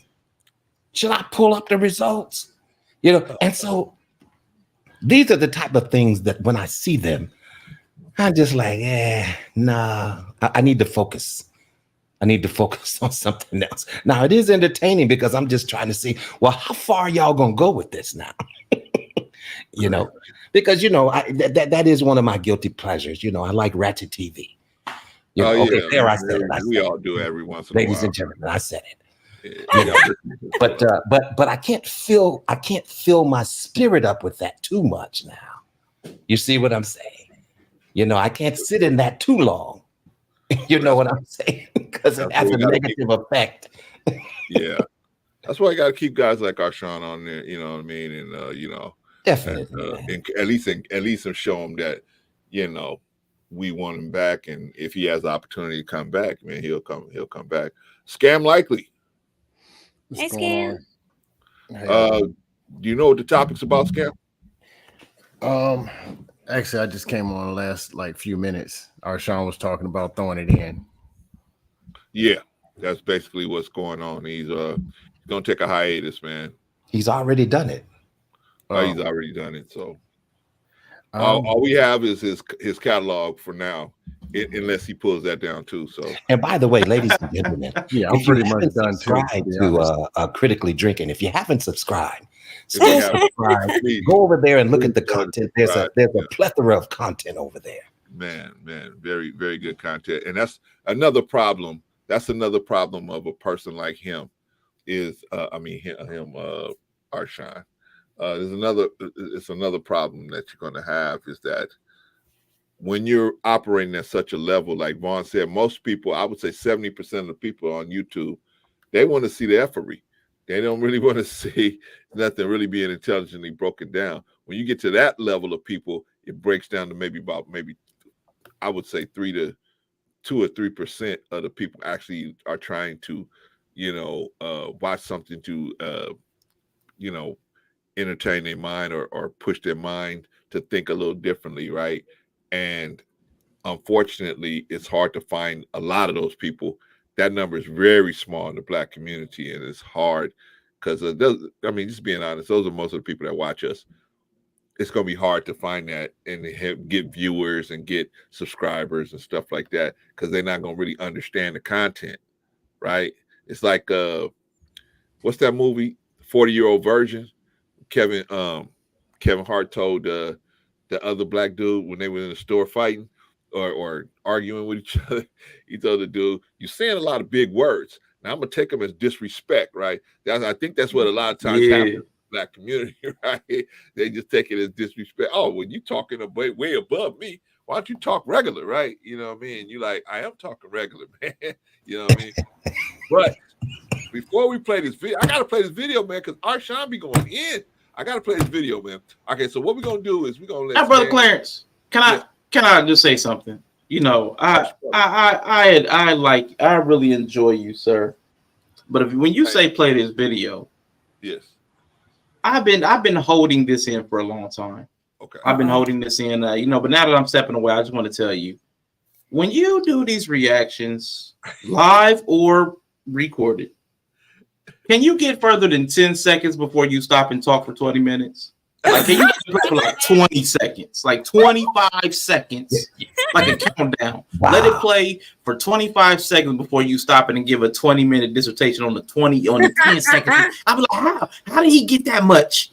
They be like, and the black man. Now let me pause it here, y'all. Because first of all, they said black. And I'm like, man, Brother Clarence, let it play for 5 seconds. Sometimes I gotta leave and go find the actual clip so I can hear what they say in full, because it'll take you so long that you don't even finish reacting to the video. You don't even finish reacting to the video. I have done the same thing, Arshawn. I've done the same thing. I'm like, look, you all are pausing too long. Let me go find the video so I can. You're right, man. That is my problem.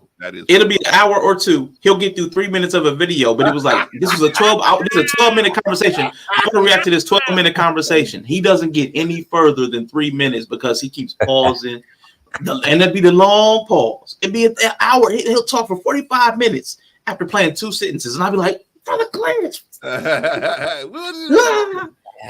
right, I'm gonna put my word out there. I'm gonna work on that one, brother, because I definitely need that. I frustrate Patrice so much with that, man. Patrice like, we don't play half the video, right?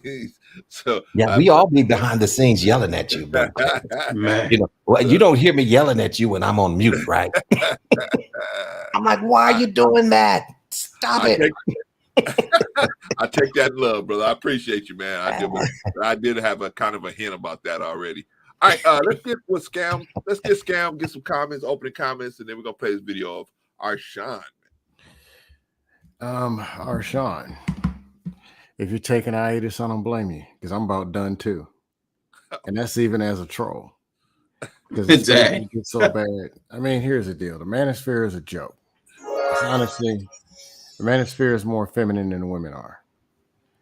I've never been motivated. I was in the Army. We didn't go train for weeks and months out there in the snow to go attack some baby mamas with curlers in the head. That's not what it's no. And then not only that, how you gonna train an army of men to go out and compete with women and then lose? Wow. What is this? The Manosphere is founded on failure with women, and they won't stop losing. So what happens? Here come the trolls. I got to roast about 15 people, go 1-on-6, smoking dusties out of panels. I happen to be an entertainer. I happen to be a clown. So I can find some whatever, some peace in it. But unfortunately, what you're seeing is a lot of people's pain. And it's the reality. You're seeing a lot of people who are not leaders, claiming to be leaders. And they don't understand anything close to levels of leadership or anything. Level 1 is leading by position. A lot of these people don't have even a position. They want to lead with fear. Fear is not even on a chart. Influence is at the top. Position is at the bottom. They talk from fear. And there's a whole bunch of people trying to get people to get on board with accountability, femininity. And they don't even know what they're talking about. It's a joke. But here's the deal. If I go to the circus, expect me to behave like a clown. That's the environment. If you go to the bathroom, you bling toilet paper and newspaper, and you cut the fan on. Oh, but boy. if you go into an interview, you wear a suit. So you're not going to get the real me in a fake conversation in a fake environment. It's a jungle. Expect me to come with an axe, some boots, and whatever, and then get out of there. This is what it is. Some of it reflects reality or shows the levels of pain and insensitivity and just all-out dust that is a reality. It has to go in somebody's subconscious mind before it comes out their mouth, which means what they're saying has some truth to it. Okay, Some of us are trolls, and it's just a joke, and we just come up with anything because we don't take it serious. Then we click the link and go live our real, actual lives that have some positivity, some family values, some life, some whatever. We go to the gym, and you can see us actually work on our communication and work on certain things. I'm 15 pounds smaller, lower body fat, thinking about even going vegan. I don't brag. I don't talk about money. I don't talk about all this stuff. People don't need to know. All they're going to do is hate anyway. But I'm in a better position 2 years later. Look at Mandrell. Better communicator in the last 2 years. Definitely. Most of the other people, fatter, uglier, dustier, and they're still talking about some accountability. Look at Instagram Jenkins and look at his wife from OnlyFans. I don't live in this stuff.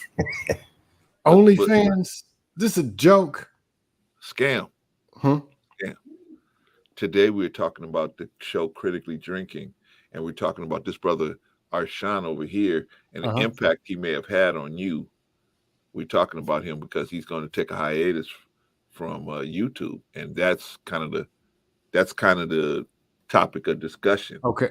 Unfortunately, I might not be saying what's favorable. Dude, if you got to run for your life and this is eating you up, and you click the link and all you hear, whoa, Instagram, whoa, baby. If that's getting to you, run, bro. I just can't lie. I'm about done. But Brother Clarence is cool. I love Inye, Vaughn Bryant, me and him arguing about the same way about you, man.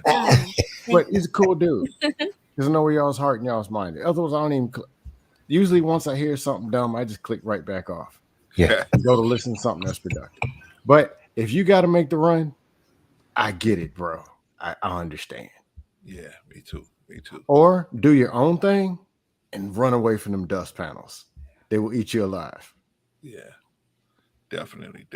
But y'all know he got a seat right here. Whenever you want to pull up, he got a seat right here. Brother, it's a safe space over here. Too long on this one. You talking too long on that one. You talking too much on this one. Yeah, you always got a seat here, man. All right, man. It's just a reaction, man. It's just a reaction because you listen. You have a flow, and you are engaging when you talk. So I mean, at least you have that going for you. I mean, if you were just yapping, well, thank you. I wouldn't even give you the feedback, Brother Clarence.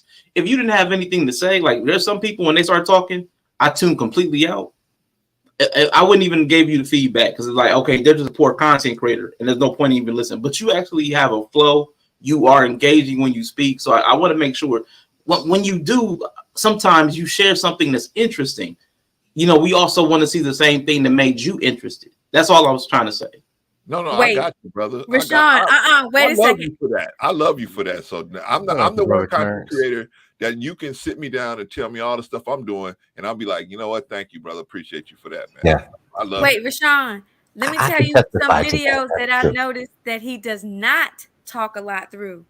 It was some popping and some. Remember what was that video? That video that Vaughn doesn't like when he play it, the rock the boat or something. You know what I'm talking about? Which when one? He played Luke or something. When he's playing something where some women. Oh, he's distracted. He's distracted. That plays longer. I'm like, cover your eyes, Vaughn. Cover your eyes. We talking about Vaughn? Are we talking about Vaughn now? No, I'm saying he was saying that you cut the videos off and talk. I said the videos that he doesn't do that too much with are certain ones. Yeah, those are just be the ones that Vaughn. No, Clarence, you played enough of that video, Clarence. Turn it on, Clarence. I'm like, oh yeah, I forgot. Right? All right, y'all. Let's watch a little bit of Arshawn, and I forgot what the topic is here, but okay, we're gonna watch it though, right? We're gonna actually watch it. Yeah, do we need my streams are long? We don't need to watch it. I know, but the clans didn't get no timestamps or nothing. Jesus, I know. He just pulled up something and was starting to random spot. It's gonna be dry. I remember, man. I don't have no time. We can watch it. We can watch it. Hopefully, this brother don't strike us down, huh? It might take your life depending on how bad the character is. You'd better consider some character. It's crazy to me that people are trying to say that they're this lady said that they're the same, they're equal. No. Kiki said that herself. Some bad billionaires are here. Bad millionaires are here. Now, unfortunately, she didn't look for character. She says, and she's going to get to it, that she chose on looks instead of character. She didn't even take her own advice. But let's let her get to that. Even if a guy is amazing, even if he's attentive, even if he's loving, supportive, if his finances is not there, all that other stuff and all those other qualities are a moot point at that point. Because what he's basically showing you is, I don't value you enough to take the pressure off of you to where you don't feel it necessary to be the sole breadwinner in the relationship, especially when there's a child involved. If there is a baby involved, a newborn, and you talk about, oh, well, the content of the character, the baby needs Pampers, boo. You can't buy Huggies with content of the character. You can't get them no formula with content of the character. Right. You need the money. So I'll be honest, I was kind of... Now you hear the voice change. These are two different women that are going to be parroting the exact same thing. There are multiple women. And in the comment section of anything surrounding this story, you'll see this same theme coming up. The money. Nobody's talking about whether they love each other or not. Nobody's talking about that. No. All right, y'all. Let's. Did I stop it too soon? No, I think that was pretty good. That was solid. That was solid. You're learning, brother Clarence. You're learning. All right. Now, what I found interesting about that clip was that Arshawn was addressing something that is a huge problem. I think we all have talked about that, even Scam. I think we've all talked about this, the sexual selecting that a lot of times in the Black women are doing, and when they're sexually selecting men. And part of one of the things that they are not doing effectively is reviewing the character of the man that they have selected. Would you guys agree or disagree? I disagree. Okay. Like different pushback. Okay. Can you give me a reason why you think they are checking out the character of the man? I think one, we're talking about celebrities that we don't know what they're doing. We have no, Scam. I'm not talking about celebrity. I'm talking about the celebrity or not. I'm talking about just the average Black woman that's looking to get into a long-term relationship that's sexually selecting a man. Oh, the other pushback. Every time something is losing, we throw it to Black. What do you mean? If you go, okay, something negative, Black community, Black woman, bliggity black. As long as it's negative, the narrative always fits. And it's a default, Black people are losing. And when that goes in the subconscious mind, which it has been for the last 50 years, somehow it went into yours to the fact black woman, black man. Where's the opposite? Where's the black woman who, to be honest, y'all are married. Y'all are supposed to be the ones telling us the opposite. And we're supposed to be listening to the actual opposite about what black women are doing. Well, I'm addressing the issue that is the need for me to tell you the opposite, right? This is the issue that 62%, according to studies, 62% of black women will never enter into a marriage, right? That's according to study, and that's probably that's a like what 2018 study. That's 5 years old. Who knows what the numbers are now? But that was just a study. That doesn't mean it's rock solid, but that's just a study. But we can see that the numbers of single parents out here, especially in the black community, are rising, right? And so why is that? And so I think that part of the reason why is the way they are, the way a lot of the men, it's not just women, it's men too, but we talk about women right at this point, the way they are sexually selecting and the apparatus they're using to weigh what's a good man, right? So they think a pookie is only a dude that doesn't have no money. Or what. A lot of these pookies have a good job. They have money. They just pookie, but they're just pookies, right? And so I'm saying that this is the problem. And now how do we fix it? Okay, well, we have some suggestions on how we can fix it. So we do talk about that too. We always talk about solutions too, Scam. But no, I'm just saying the narrative and everything has to be black. I just came from Colombia and Panama, 10 days. Okay. Went to Panama, I talked to people in Spanish. I heard the same talking points. I heard the same talking points in Colombia. Same talking points, white, American, Hispanic, anything Americanized, and anywhere where people have the option, where you're not forced against your will because of religion or government, like Africa and some other places, you'll hear the same talking point. The truth is 90-something% of people, doesn't matter what generation you go back to, we're not taught how to be in relationships. Agreed. So if you don't teach people how to eat food, expect them to be drooling all over the plate and that being a norm behavior.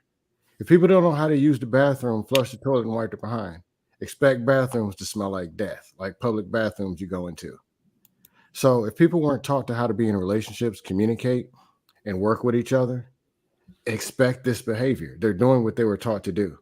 And there's nothing but repeated environments that do nothing else, to the point where there's married people keeping people single because all they're talking about is the same thing. Look at these black women. Look at the men's. Look at Tyrese. Look at this other. Where's the, hey, let me show you something about communication with the man and the woman. To be honest, we do that too. I still can't find content of legit relationship conversations about communication, working through problems, emotional intelligence. I still can't find that content. It's very hard to find. Definitely. Yeah. Because it's so much money in. It's so much money in. That's very true. The grift, right? It's so much money in the, hey, just come sit on my couch or just have this private session with me, this life coaching and all that. It's more money in that. If you look through our content, you look through our catalog, we've always addressed that. I mean, I got 33 years in. Vaughn's got 20-something years in. Rico's got another 30 altogether being married. I mean, we always try to tell guys how to be in a marriage and try to get those delusions that's been put in their head of how marriages are going to go. You're going to be happy all the time, or if you're not happy all the time, you can leave. Single people ain't happy all the time, right? So, I mean, but they have delusions of how it's supposed to go. But we try to clear that stuff up. We try to have shows to talk about that kind of stuff here too as well. I'm just pointing out the obvious issue and how other people can come in and take advantage of. For example, there is a YouTuber that said recently, men are incapable of love, right? This YouTuber is able to draw in certain types of women. As expected. Huh? As expected. That's what the Manosphere created. They created that monster. But I'm gonna get back to you, Scam, because I gotta let these other people. Answer the question first. I gotta let Wait. a brother answer the question. You know what? I'm gonna tie in what he's saying to bring it to what us doing this celebration service for Rashawn. What I agree with, right, is that It's a if celebration. you like, okay, so like once you're saying like once you point out an issue, okay, now we've pointed out an issue. The solution that you're talking about, could we spend a little bit more time on the steps to do that solution you're talking about? And that's one of the things that I appreciate about Rashawn.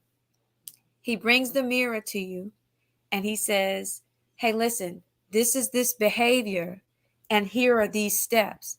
And because the way that his steps are making a change, shifting mindset, shifting behavior, it's not overnight. He makes it so he's honest about the timing, the process, the honesty that you have to comb through to get there. And sometimes people don't want to stay long enough because they don't want to have to go through that. Like when you work out, you talking about you working out. When I'm working out, it's pain because I haven't worked out well in a really long time. So I'm really sore. I'm watching my body do some stuff. I'm like, hey, what you doing? But it's me. It's going through the transformation of getting where I need it to be. But it's not pretty. It doesn't feel good. So I get what you're saying. Like it's okay. We talked about the issue. And not even just on YouTube. I'm talking about just like in my scope of reach, like my nieces and nephews and just kids that I'm able to impact. I don't want them to just dwell in the issue. It's like, okay, let's not stay in the complaining process. How do we fix it? I always want them to see the like be optimistic in their view. So that's what I think is needed with content creators and people, just period. But what I would ask you, Scam, is do you feel like the time, like with your, because I think I came on one or two of your listened to one or two of your streams and I thought it was quite effective. Do you feel like you've been a part of that? And Rashawn, do you feel like you have actually been a part of providing Solutions? the knowledge to have people make changes? I'll say me. Okay. I got 58 different personalities. So if you see me in the jungle, I mean, you know what it is. It's entertainment. I'm a clown. And a lot of this stuff, it doesn't apply to real life and it's not serious. But then 10 people panels or people slobbering on the microphone, this never was a conversation anyway. So understand that. Agreed. But even through that, a lot of times I troll my way and I can get one good point about where I might get complete silence because they know what I said was right. And it may sink in. I actually did have people when Lapeef meet up in a lot of places I didn't think were listening come to me. It's like, hey, man, remember 3 months ago when you said this? Or people in the chat who used to troll me. I hate this guy. 5 months later, hey, man, he actually's telling the truth. He's smarter than we think he is. Yes, but sometimes I have to talk to people one-on-one. Sometimes it's through the trolling and whatever, and then I might can get something across, that one thing. But all we can do is plant seeds. That's what we can do. On my show, I understand that most of those people, they ain't coming over there. They're not coming to my show. They don't want the solutions. But what I didn't know is as I was doing my show, I was like, hey, let me do something different. Let me actually let the real person come out and show some real knowledge. I wasn't expecting as many people to be coming over there and giving me such good feedback. I just wasn't expecting it. But yes, like when I did a show on interviews, multiple people said they had interviews coming and what we shared with them on the interviews went and helped them get second, third interviews. So some stuff, yes, it gets across. Is it worth it? Unfortunately, not really. I might be retiring, but I mean, I had to take care of me. Definitely. What about Arshawn? That's why I say I know where you stand, Arshawn. I know. I get it. Yeah. No, definitely. Man. No, and they just also I did not change my profile name on my channel, but just right here, just in StreamYard, just StreamYard. Okay. But to the question, I know I I know I have done effective work. Like the work itself was like, it was competent work. Yes, it was. Am I comfortable? Am I confident in believing that it reached the people it needed to reach? Probably not so much. But I know I've done some of the things like Scam has talked about. I remember when I was on Knowledge and Relationships, I did the entire thing on communication and how, and I analogized it to like space travel. So there was something so it wasn't just all abstract concepts. Like there had to be something as far as like something for your mind to latch onto so you could visualize the steps. And a lot of things that we talk about that are solution based are conceptual. And what does that look like in real life? Like, or what does that look like? What's another way my mind can perceive it and follow the steps, like chronologically or linearly, or if I can like build something with it in my mind, what are the components of it? Like there's a lot of work that you have to do to make that, like build a bridge for people so that they can cross it. So I know I've done that at times, but I've also done what Scam is talking about. Like sometimes it's just a gripe. Sometimes it's just a vent session. Like sometimes it's just like, I saw this, I thought it was stupid, and we're going to point out the stupid. Like, I've done that too. So I know because some of the streams are so long and they're not, because they're live streams and it's not like scripted, planned, edited, they're not as, what's that word? Concentrated. Like it's not as concise and concentrated as people would need it to be to get the meat. Like nobody's doing the butchering to only give them the meat. Nobody's trimming the fat. So most people only watch for like 20 to 30 minutes. Any of my streams, you click on the analytics, 15 to 30 minutes, that's the window. The average viewer is watching 15 to 30 minutes. So if you have a 5-hour stream and you kind of go through different processes, and maybe there's like an hour-long sidebar, and you get to the solution in the final 30 to 45 minutes, they're not even going to stay for the full 45-minute solution part. So that's why I say I can't be confident that any of it was conveyed completely. I can only be confident that I structured it well and delivered it competently. But as far as on the recipient side, I can't say for sure, because I've actually had conversations with people after a stream that let me know that they didn't understand anything I was talking about. And I was so dejected. I was like, oh, you didn't understand the thing I said. You sat there the entire time. Oh, man, yes, I get it. And afterwards you say something, and I'm like, that let me know. They said something that just let me know immediately. They had no clue what I was talking about. Like all of it was just lost on them. I'm like, oh my God. Like, what am I doing? But again, it's not all the time. It's not all the time. I plead guilty to that.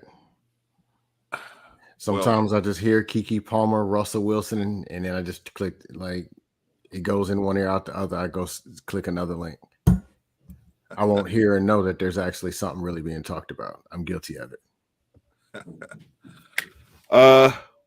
Well, y'all, I definitely want to thank Arshawn for coming up here, man. Wait. Wait, you're not gonna show the little clip of the game? Oh yeah, that's right. Let me show it right now. Let me dig it up right now. Y'all keep on talking. Let me dig it up right now. Let me dig that up right now. How do you think of those games, Rashawn? How do you think of that? It's so creative. That was probably one of the most fun times that I've had. Well, and it goes back. Very engaging. I enjoyed it for one. Well, thank you. Thank you. I enjoyed it too. And it was actually born out of listening to feedback. But again, and I'm gonna tie this to like what y'all heard me saying. Y'all said I hold up a mirror. I'm gonna do that too. I'm gonna say what I heard and then what happened. So there were people that would be like, man, because I like to have those nerdy conversations, like where I break down concepts. I like conceptual work. I like abstract. I like theory. I like that kind of stuff. I like philosophy. I like all that stuff. So everything ain't gotta be all serious. Everything ain't gotta be serious all the time. It be dry. Sometimes you just want to have fun. And then I'm like, okay, what can I do that allows me to still be creative, that allows me to still be conceptual, but can be fun? Mm-hmm. And I was like, now I'm not an entertainer, but I can make something up. So I made games up. I'm like, I can make up a game. I can make up a game and I can make up a question. So I did that. And you know those very same people. There was one person in specific. I want to get them, but I love them, but I want to get them. After I did all that, mostly because everything ain't got to be all serious. Everything ain't got to be this long. Everything ain't got to be all dry. I'm like, okay, we're going to make up some fun little games. I don't play games. And I about flipped my lid. I was like, okay, I swear to God, I'm done. I'm not listening to nobody ever again. You the first person always talking about everything ain't gotta be so serious. I just want to have some fun. That's what to have some fun. And then the first thing I do when I make, hey, let me test this game. I don't play games. And I was ready to fight. I swear I was so ready to fight. I was so ready to fight that day. But they super cool. They helped me test it. They didn't play it, but they helped me test it. Because again, I guess they don't play games. But I was like, what? But that's what'll happen. Like to the mirror part, people will say a lot of things. But your interpretation of it will be off. Sure, they didn't want to have every conversation be serious, but they actually prefer conversation to playing. So you know what I'm saying? So there's actually communication, like that's Scam likely said, that's important. That's important because even though they said one thing, I took it a different way. The message was lost on me. So I was not doing what they asked for, even though I thought I was. And that's an important thing to understand. I can't be mad at them. They said exactly what they wanted. They wanted less serious conversations. I thought that meant like, let's do something else entirely. No, they want conversations. They just want fun, like playful, bantery, back and forth conversations. That's not my style. So I can't provide what that person wants. Now, if you, this is kind of like not off on the topic of your stream, but because you shared your nephew with us, what is one thing that you feel like your nephew would say that he respects or appreciates most about you? Ooh, he appreciates, because we've had so many conversations. As far as the streaming or as far as like me as a human? As a human, but now that you just said that, both. But mostly, when I thought of the question, it was you as a human. Yeah. One thing he's really reiterated to me, even though it kind of makes me uncomfortable, he talks about me being like the father figure, like the man in his life. And I never got to play because I wasn't his guardian. So I never actually got to be a father figure. I didn't have that authority. So I had to play. I had specifically had to be an uncle. I had to be a little assertive and hands-on and present, but not as I couldn't direct all of his movements. So as far as authority, anyway. But he gives me credit for being like the father figure. Again, that makes me uncomfortable because I really didn't do what I would have wanted to do. But he gives me credit for that, playing that role, being balanced and like having like governing emotions, teaching him some of that, and teaching him to think through things because he was hyper, he was like blow up. He would just blow up. But he was young. He didn't know any better. Troubled family. We got a troubled family. So he's been really appreciative to now that he's seen a lot of his friends like be volatile. Now that they're in their 20s, and he's seeing his friends like he's got to be the one to keep his friends from doing stupid stuff. Like if they're out and one of them's like getting volatile, he's like, nah, let's not do that. That's stupid. Now he's level-headed. So so he gives me a lot of credit in that regard. So I love him. As far as streaming, he just appreciates that I tried. He appreciates that I tried, but I'm gonna tell y'all, I'm gonna give y'all criticism. That'd be more fun. He tells me I'm too nice, real life as a human, and he said I'm too nice streaming as well. He's like, nah, man, you gotta tell these. Nah, tell him. Nah, you gotta tell. He wants me to tear the people more than I do, because he just told me like it was like yesterday or the day before. What day was that? Tuesday this week. He told me I was too nice as regards to the streaming stuff.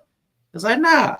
If they ain't doing this, or if somebody told me they wanted me to do this and I did it and they ain't show up, I beat that. He just goes off. But when real situations come up, he's level-headed. But he's got that angsty, mouthy himself. So I love him to death. And but yeah, that's what he was saying about the streaming. I'm too nice. But as far as the streaming, he really appreciated that I tried. that I do try to bring that kind of stuff to the space. He won't watch it because it's too long. That's what he said. So he won't. He said, "Send me some clips," and I was like, "All right, I got you." He didn't watch the clips either because he's a jerk. But yeah, so he's fun, but he's fun though. Thank you. Okay, you can play the clip. Now, to the clip, I want to point out, man, that this why one of the reasons I never did this again. I was so embarrassed. I'm gonna tell you, I'm going to open the vault. This whole time, ain't not one of y'all told me that I spelled. Don't. You don't have to. Don't. I want to. Okay, go ahead. All right. Not one of y'all told me that I spelled judgment wrong. Not one of y'all told me that I had an extra E in judgment. Not one of y'all. Had about 6-7 people playing. Not one of y'all told me I misspelled that. And also critically drinking on my overlay from April to about July. It was critically because the second I was missing in the overlay, and nobody told me for about 3 months. I didn't even notice it, man. I didn't even notice. 3 months, and I was like, see, that's how you know nobody cares. But when nobody tells you got spinach in your teeth, when nobody tell you that you got toilet paper on your shoe, I was like, see, don't nobody love me. My flies, my zipper down, everybody's walking around. I'm just in the breeze. Nobody telling me. Nobody. You're muted, Brother Clarence. As he should be. Still muted. See, you should have set up that Brother Von mic. You should have set up that mic. You should have set up that mic. That's God. I hope he You're does. being punished for your disobedience. Sean, you don't do dust panels, do you? No. I'm gonna tell you when I first started in the chat, but I haven't seen you actually in the mix to some dust.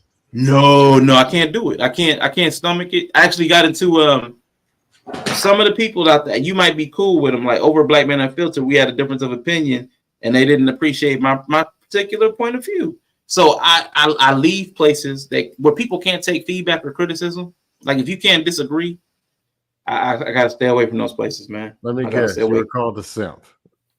I know I got called a FAG. Yeah. Oh. What? Yeah. Wow, man.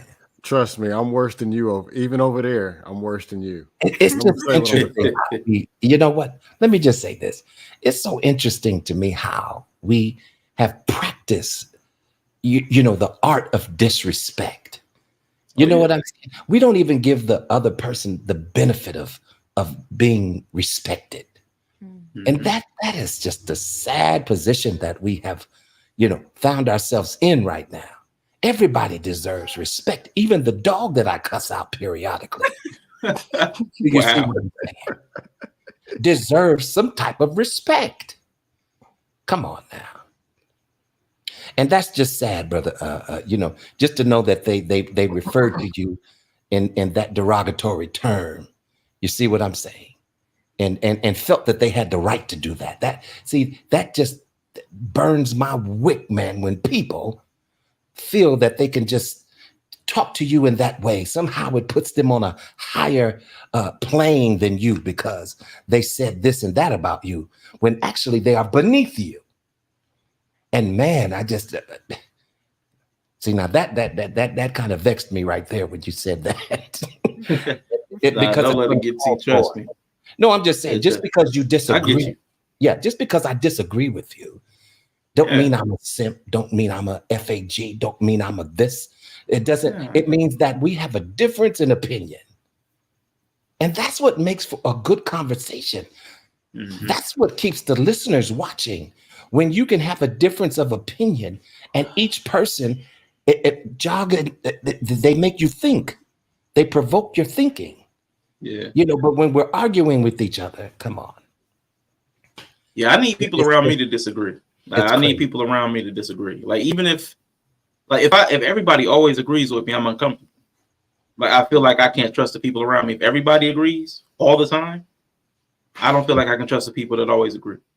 It always makes me uncomfortable, like literally. If we always had the same opinion, or as soon as I say something, everybody's always on board, nah, something's off. Yeah, you can't learn unless you're actually being wrong. Mm-hmm. I actually Brother like Pedro, being still wrong muted. and right. Because I Well, can I learn still Clarence has from been listen, silenced I by still the have Lord. I still have yet for Arshawn to explain to me the whole concept of kill baby Jesus. I just want to know what. I was on the stream. I did it on stream. Oh, okay, that's right. You know came later. And you guys You came later. Yeah, I came in later, so I probably missed the concept. But I was like, "What do you Gotcha. mean? You Can you instead guys of hear me now? Yeah, we you got coming you. through. Yes. Uh-oh. Okay, all right, cool. Mhm. All right. Okay, we're gonna let Arshawn explain why he would put down baby Jesus. Oh my God! Instead of baby Hitler. But you know, I But I do do want to have a understand a little confession. better. I have a confession, Arshawn. You remember stuff Okay. you was talking about, the stuff that was unspelled properly? Okay. It's my confession. I told Eddie and Vaughn and they didn't tell you. All right. So anyway, let's move on. Oh, come on. Wait a minute. The web of lies. Oh wow.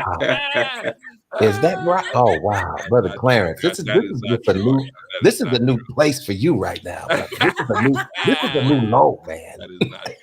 That's why he was muted for so long, because God was trying to keep him from telling lies. I didn't want me to get that joke out. Exactly. He was trying to warn you, don't say that, don't say that. And you look, said it anyway. Okay.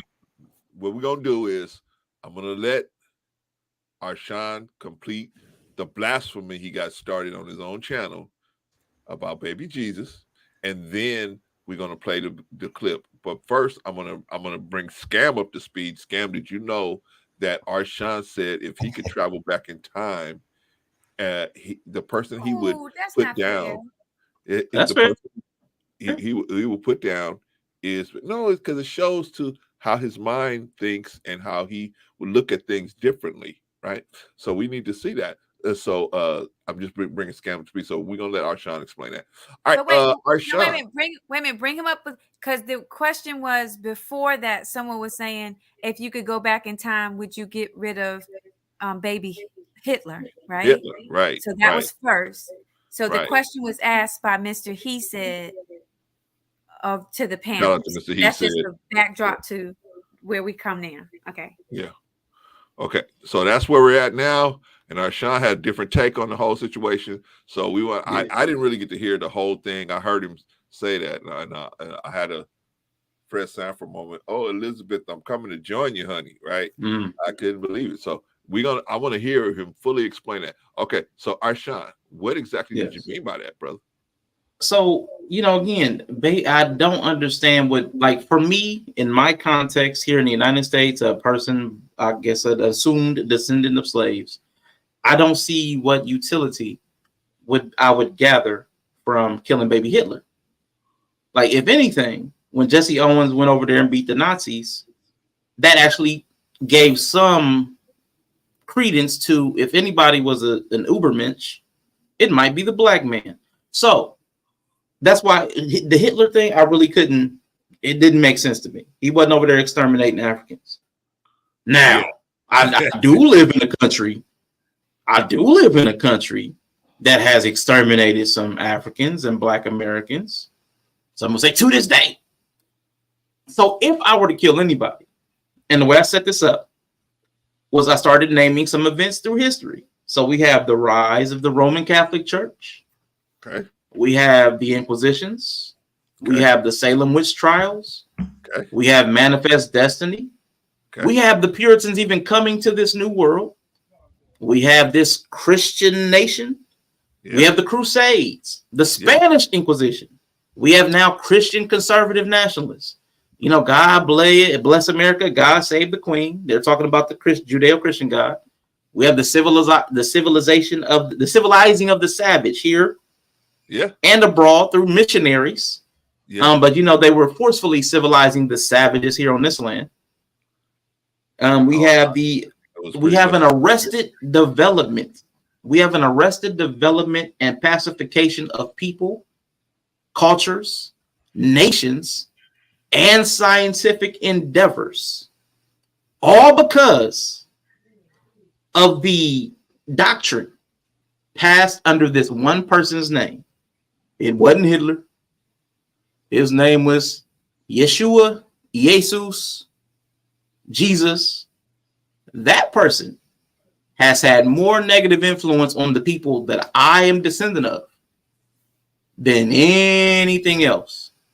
So if I was going to go back in time and kill somebody, I want to get my money's worth. I'm going to kill Jesus. And not when he's 33. That way y'all ain't got nothing that y'all can't lean. You will not have churches built on some guy that allegedly died and rose again after his ministry. He's going to die as a baby. If he comes back as a baby, cool. I got to let y'all have it after that. If a baby resurrects, yeah, I got to let y'all have it. But I need that crutch to be removed from people. And see, here's what I would say to that, just real quickly.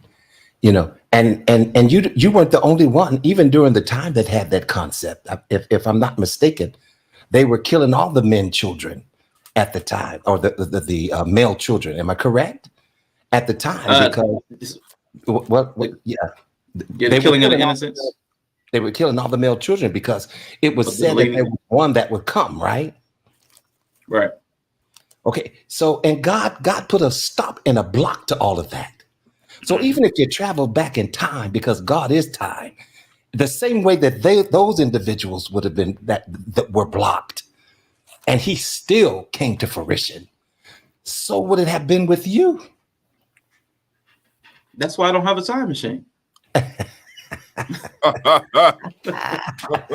But you know what? I get what you're saying, how it would shift things, you know. But when you look at the outcome of Jesus and how he went about to do good, and how he, you know, were literally able to heal and deliver and set free, and all of those things and aspects, and then even bring a world of people, reconciling them to God. You see what I'm saying? That was his outcome. But see, now Hitler's outcome was what? So in my mind, I would think on these lines, you know, why would I take out a person that had good outcomes? Now, and when you talked about the doctrine and all of these different things when it comes to the Catholicism and all of this stuff, you see, all of that was a misinterpretation of the very word of God. These were men that took it upon themselves to misinterpret scripture and make it fit whatever their own ideology was. You see what I'm saying? But anyway, it was an interesting concept. When you said that, man, my mouth hit the floor. Now that's the time. That's the time where I should have been cammed up, because you would have laughed, you would have hollered. You know, I said, "What is he saying?" Yeah, and I get what you're saying. But let me say this though: what I do appreciate about you is that you think outside the box. Definitely. And so when you make statements like that, it wasn't that it was triggering to me because I felt offensive. No, it provoked me to think. Do you see what I'm saying? Mm-hmm. How much truth is in what he's saying? Wait a minute, because it, you know, that almost sounds like it makes sense. You see what I'm saying? I have to. It makes a lot of sense. To weigh this. Do you see what I'm saying? You know, and so that's the quality, you know, of your gift that I believe should be shared in this space. You see what I'm saying? Because there's not enough of that, and actually, it's a rarity. You know what I'm saying? It's very rare to me. You know, there's a lot of people that really don't provoke thought because they are so repetitious in their, you know, you see what I'm saying? In their speech, they're just very repetitious. You see, talking points, as we call them. Yes, you see what I'm saying? Every 5 minutes, it's a talking point. Well, I heard that. I heard that. I heard that. You know, we can say all day, Jesus is coming. Jesus is coming. Jesus is coming. Jesus is coming. You know, I just can't regurgitate and reiterate that, but Jesus is coming. You know, well, what should I be doing until he arrives? Let's talk about some real stuff. You know, but yeah, and you were bold enough to say that, and I know that you have a love for God. So I know that about you. You know, and so I was just so shocked, man. And it was a good shock though, because I said, boy, this Arshad, man, let me tell you, this brother right here, it was like you dropped a bomb Right. You know, and it was like you dropped a bomb to like one of those shows that was, you know, when it ends, it just says to be continued. And then you just left hanging there like that. Wait a minute. What are you talking about? Yeah. Anybody else have any other thing about that statement? I have a little pushback on it, and then Yeah. we'll I like that what he said. His statement did a lot of things. One, it showed that sometimes people won't stay long enough to hear exactly what somebody is saying because they get caught up in words. Sometimes words are needed to shock you so that you can get out of a trance that you're Agreed. in. I like when he said it because, first of all, because I trust him. I trust his heart. So even if his words come in a way that it stings a little bit when I hear it, I want to hear it because I know his heart. And he may word it that way. I may word the same sentiment as sometimes people get so lazy with the responsibility of what they're supposed to be doing that they lay on this soft pillow of, well, God will forgive me. Jesus gonna just bring this thing to me while I'm sitting here eating Haagen-Dazs vanilla bean ice cream. He's just gonna bring it. Like I have no responsibility to the relationship that I have with God. So I would say it that way. He says it another way. It's like, what if that thing that you keep trusting is making you lazy and not accountable? What if that was removed from you? In this scenario, it's Jesus, I didn't take what he was saying as blasphemy because I heard his heart. And that's why I was able to hear him. Blasphemy. And I think that we have to well, it was not run away from a conversation because we're offended by the packaging of something sometimes. Good point. That's what I was yeah. Good point. And you know what? Just like when you said that. Let me say this real quick, go Ron. ahead, I'm gonna let you finish, but I want to say this real quick because you made a good point. Just because we disagree with the brother, we should still be able to have the conversation with him and not get emotional and fall apart because he has his perspective and that's his perspective, and I have my perspective and that's my perspective. So I think that's a good lesson, and that's what we always saw over on critically drinking, is that anytime anybody had a question about something that was said, they were never bullied or pushed or pushed off the panel or dropped or anything like that. They were always allowed to be there and ask as many questions as they want, until most of the time, when I saw the brother have that kind of interaction with someone, that other person would just say, hey, I'm they would just leave right on their own, right? They would just dismiss themselves. Well, okay, Vaughn, go ahead, and then I got something to say. And just to add to what you were saying, this was a perfect example of that right now, this very moment. I said, well, I didn't really quite get that, brother, and he made his point again, and then I made mine. See, now he may not have agreed with mine, but he was nodding his head like, well, you're making a point, but he may not have agreed with that. You see what I'm saying? But he heard what I said. That's the art of a conversation, listening to each other. Because if we're trying to talk over each other and we disregard what the other person is saying, we may misunderstand what they actually meant by what they're saying because we're not listening. Yeah. You see what I'm saying? And so, this is a very good example of that. There's a way that you can converse with each other. Yes, or sir. conversate, or whichever word is proper. I got a neutral opinion. Okay, go ahead, Ken. Go ahead, Scam. Me personally, everybody has a right to their opinion. I give everybody that right. I can agree, disagree, but when you hear, some people listen to respond. Most people just don't listen. They just don't. Most people listen from where they are or who they are, so they hear what they want. So if you didn't say a talking point, which they clicked on a link to hear, then you're the outlier, because they clicked to tell you that black woman ain't nothing and whatever. Or people are who they are. So if you're the communicator delivering a message, your responsibility, if you want it to be effective, is to deliver the message in a way that can be received by the listener. So there's a responsibility of the deliverer of there's a responsibility of you, the communicator. How to explain it? Okay. You can use this set of words or say it at this time in this way and get this response. Or you can say it that way and get that response. That responsibility still lies on you. So if you go in there, walk into a black church, a blackety black church, say, man, slavery ain't nothing. Y'all, Jesus ain't nothing. He was nothing but a nigger. You don't get a chance to grab the microphone and explain thoroughly and all. Nope, because they listened and they felt it. So therefore, you get the response that you get response that they give that they give you. And you know most people don't listen. You know most people are sensitive and emotional. And even if they were trying to be logical, they don't know anything. So expect dust.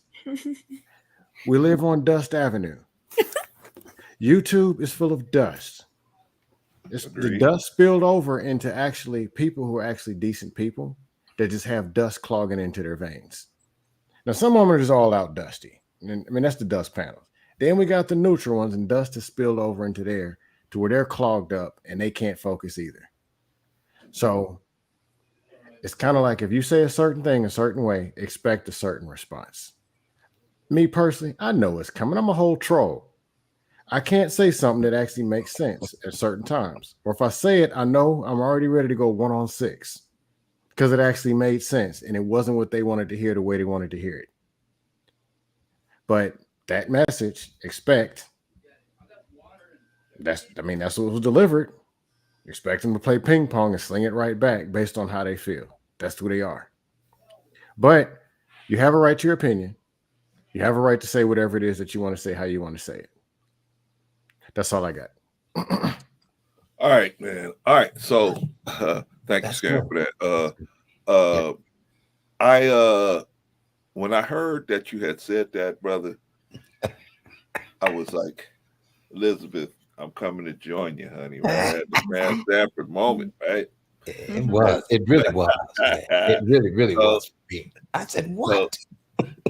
But I thought it was, and I'm being in all seriousness, what I really wanted to know was why you said it. I really wasn't worried about the fact you saying it, because like Scam said, this is a place where you can pretty much be who you want to be, say what you want to say.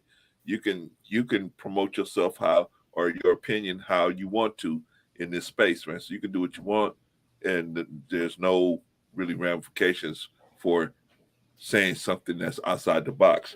And that's what we all, I think, appreciate about you, is that you look at things from a different lens than the average person would look at it. And we expect that from you, right?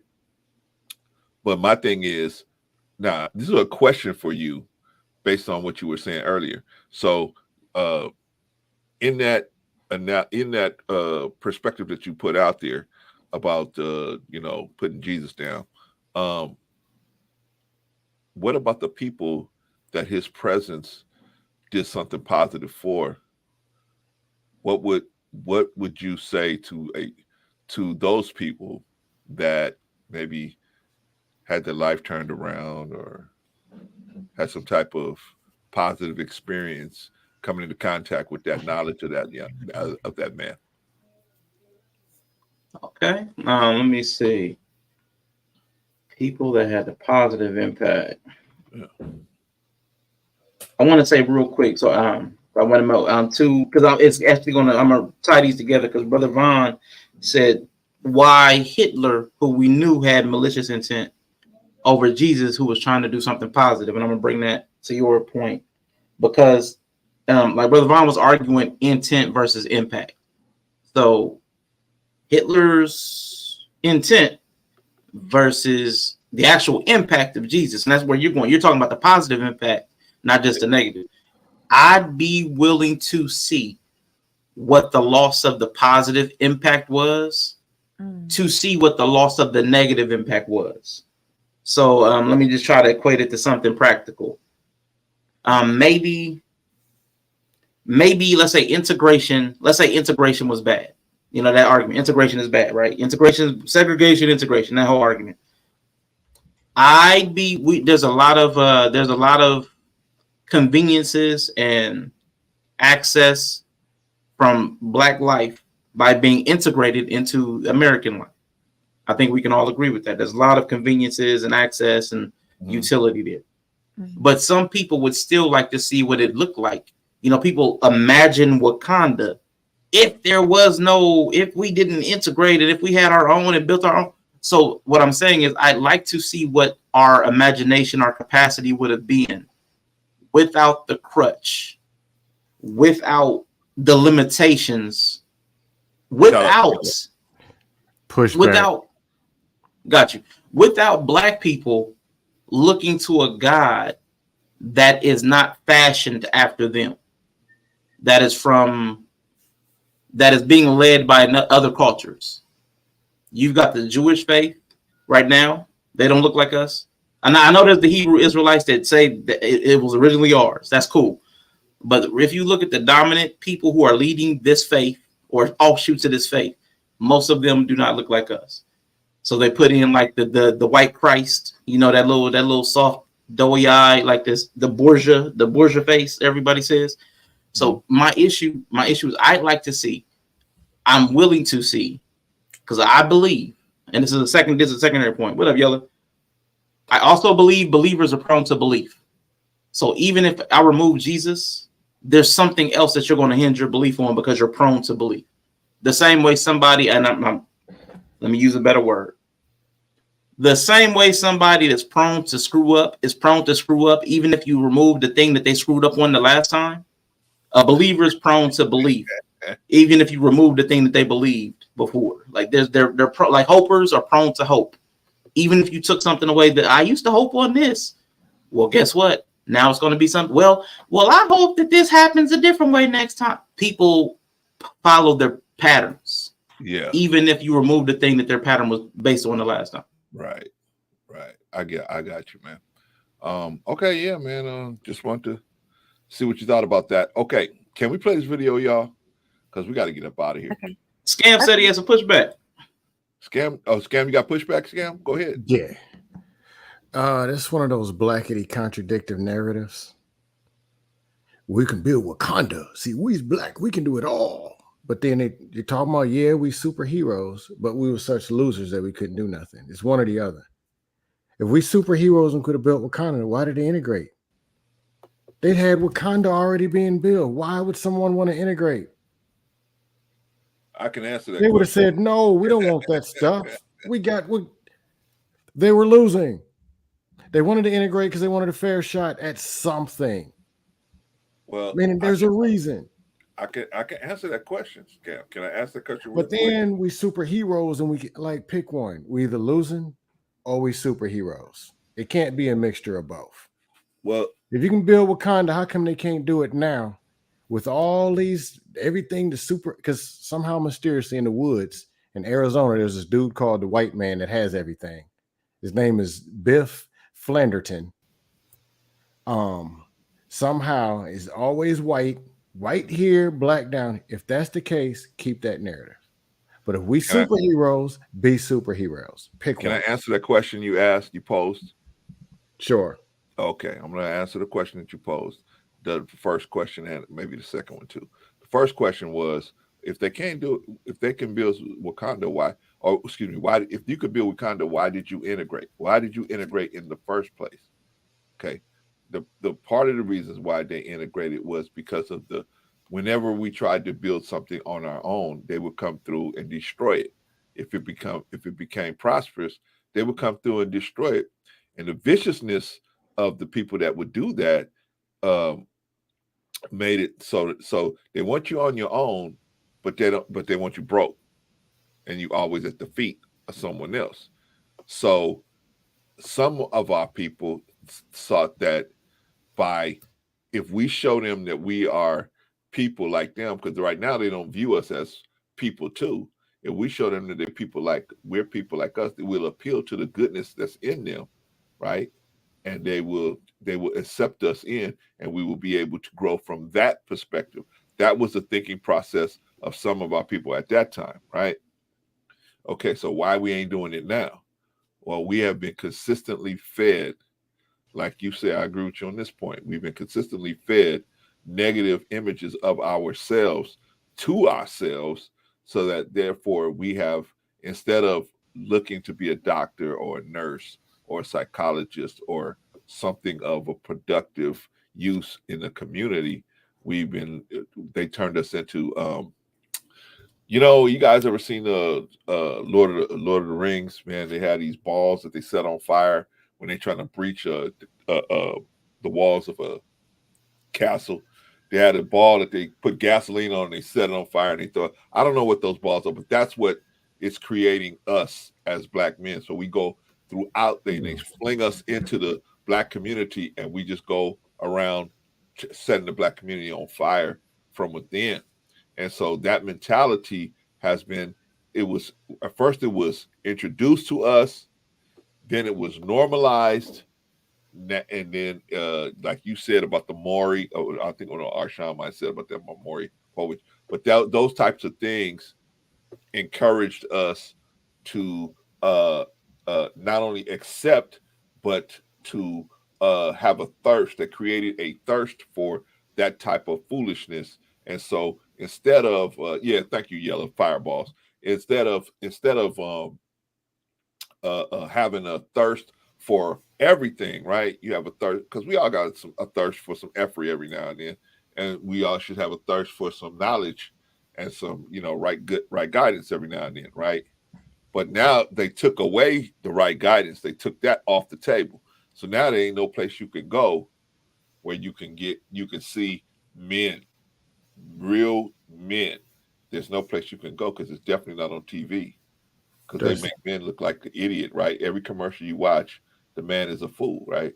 Hey, Andy, where's my phone? I just lost it. It's right there in your pocket. I don't buy it. Oh, yeah, okay, right. So men are not watching TV anymore. That's why ESPN just dropped all of their hosts, because men are not watching network TV anymore. They're just not watching it anymore because they're just so tired of how men are portrayed in the TV shows and on the commercials. But that's a whole nother story. But I'm just saying, it's the socialization of the stupidity that's what's holding us back, in particular as black people, because we feel our position in the world is to be this class clown that's always running around, and willing to put down any other black person that we feel has even just said something in disrespect, not put their hands on us or threatened us or anything, but just said something that we took as disrespect, that it's okay to be able to get violent with that person.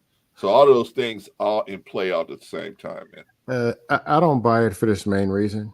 Okay. So who's creating the black doctors, black nerd, and black productive people like us on the panel?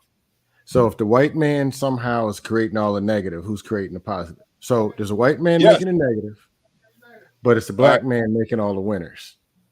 No, it's us on remote control. It's us on remote control. We've been socialized to accept this situation. See, at first we could say, oh, it's the white man doing this. It's the white man doing that. You could say that, right? Because obvious, right? You couldn't go to school. You couldn't get a job. You couldn't get a bank account. Yeah, it was obvious. But at this point, there's much more opportunities out there to take advantage of. Now, is it still hard? Yeah, in some cases it's going to be difficult.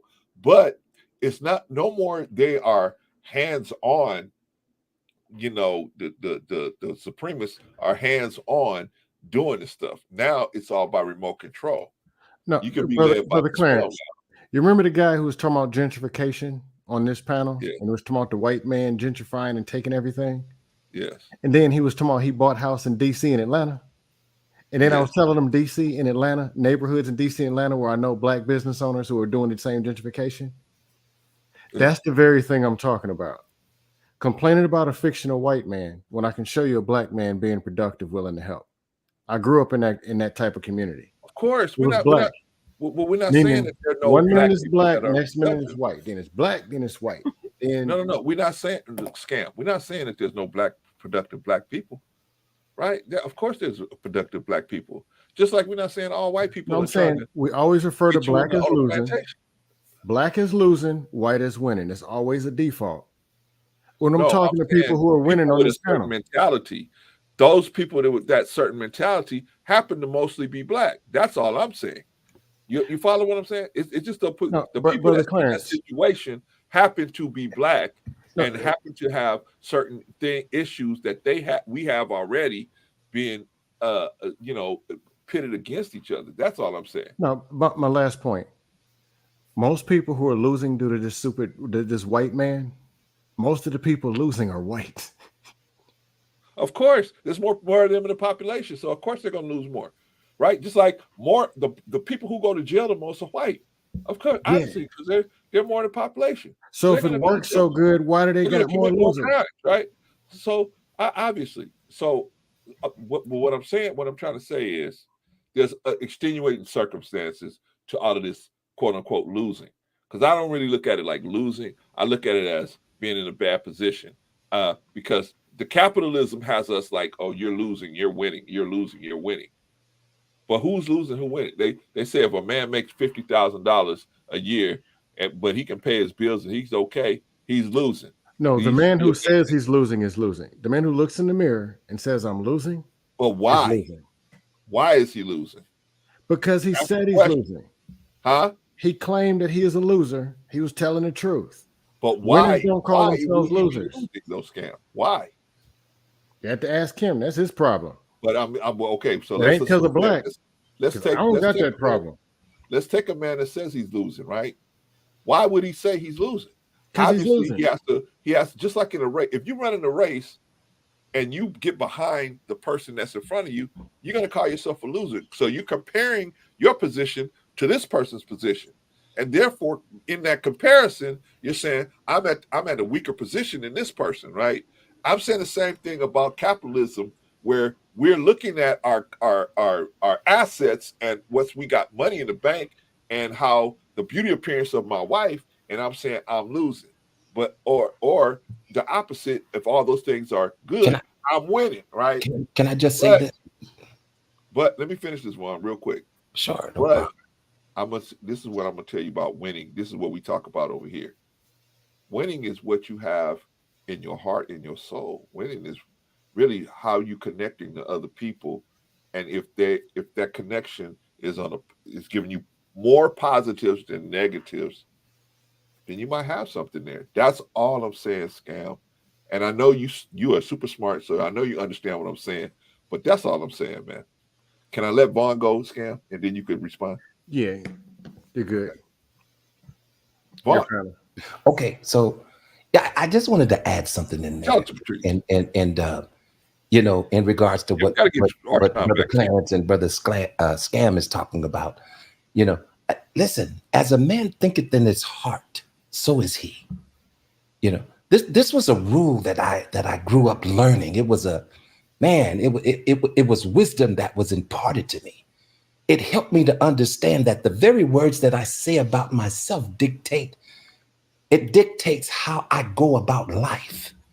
So if I say that I'm a loser, if I say that I'm not nothing, if I say that I'm never going to be this and I'm never going to be that, the scripture said, as a man thinketh in his heart, so is he.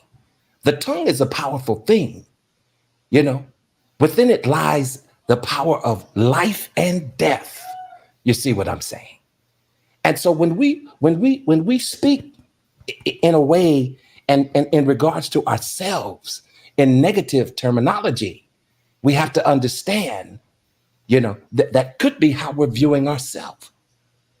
So, I mean, what would you say to that particular proverb right there? As a man thinketh in his heart, so is he. Who are you talking to, Vaughn? Brother Clarence. Oh, what would I say? Yeah. As a man thinking, so is he? Yeah. The problem is we got a lot of people that can make us influence our thinking. So if I know as a man thinking, so is he, then and I know Scam is a man as Scam thinking, so is he. I can influence, and I know I can influence Scam's thinking. Then I'm going to influence Scam to do what I want him to do. I'm going to do whatever. I'm put whatever I got to put in front of him, a woman, or whatever I got to put in front of him to influence his thinking, so that I can get whatever I'm trying to get from him. Yeah, because people prey on brokenness. You have predators that prey on broken people. But here's the thing, Clarence, like you said. Oh, go ahead. Yes, sir. Okay, here's the thing, like you said, that only can pray on brokenness if there's a void. Right? There you go. If there's no void, they can't pray on the person. And I get it. I get it, because if there's no void, then that person is not thinking of themselves in a failure. You see what I'm saying? As a failure, or I'm not this and I'm not that. Right. Well, they're in tune with who they are. That's my point. But see, that has to come from the knowledge of, in my opinion, the knowledge of God. That's exactly that void that's going to give you those steps. And I agree. Go forward, and you don't have that void there, so that I have to compare myself to Scam. I have to compare myself to Vaughn. Remember we talked about this earlier, Vaughn. I made the comparison that you really don't like, so I'm not going to do that today. But anyway, we compare everything now. Guys, we got to get back to, because we got a special guest up here. Clip. We're supposed to be talking about him. So hey, but this is what it's about, man. I'm gonna let Scam address this, and then we're gonna get back to Arshawn, because that's what we're supposed to be talking about. Thank you, Yellow. Yeah, I keep it quick. I ain't trying to hold the mic like that. But here's the deal. There's some formulas that work. You're starting with positivity, confidence, fitness, all these things. They're the same basic things. It's the natural order things, the same ones all the way back from the Bible, BC, all that. And we're talking about body counts, celebrities, junk, accountability, and some dust. Or somehow how the white man did us dirty. The same thing. People over there crying and bleeding. Same solutions over here. And most of the time, they don't want them. Then I got to troll everybody. It's the same thing. The formula is the same. Positivity, faith, fitness, food, love. And I don't know why you want to kill baby Jesus, because he's the source of it. I had to throw that in there, Arshawn. But you want to kill the source? All right, it ain't going to be baby Jesus. It's going to be one of these dusty, instead of baby Jesus rolling, it's going to be one of them dusties from these panels. That's going to be the Messiah. Somebody from YouTube. What you think the world going to look like? No source of love? No source of guidance? What to eat, how to live? All right. The world gonna look like these panels. All right, y'all. We got to get back to Arshawn. We got to get to that. All right. Let's play. Can we play this video, y'all? Can we play that? I got a few more questions for Arshawn. I got to let him go. I'm sure it's late out there where you guys are. So we got to get off and get out of here in a minute. Brother Clarence, don't use me as an excuse. Don't use me as an excuse. I'm here. Okay, I'm guilty. I did it. It was me. All right. Because what we do around here, we blame Vaughn for everything, right? So that's how we did get down around here. Oh wow! Blame any. We blame black women for everything. Pull me under the. I know, right, Scam? All right. Shout out to Marcus. Shout out to Inya. All right. So this is what we're gonna do, y'all. This is what we're gonna do. Now we're playing a game. Now I don't know if all of you guys know this, but we were playing a game over on Critically Drinking, man. We had a lot of fun. We had a blast, man. Bree is another one that thinks outside the box. Well, Yellow, all of them think outside the box, but we had Yellow was so cold. Yellow was on his own team, right? Yellow was his teammate, but Bree, man, Bree was doing some stuff out the box. I said, wow, man, you know what I mean? So and I was thinking, like, why is she doing this? And then I thought about it. I said, oh, okay, that actually makes the game more interesting. Okay, all right. So I mean, everybody over there, man. And so, man, what a group of talented people. All right. So anyway, we're gonna watch Arshawn. He's running his game, which he misspelled the word judgment on the bottom.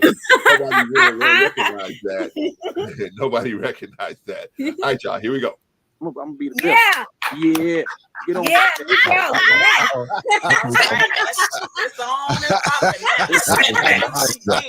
Everybody so nice in the beginning. It's on now. It's definitely on right now. Oh man. Woo, got him. Oh man.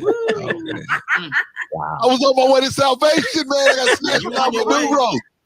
I'm gonna remember that new growth. I'm gonna remember that. The devil is busy.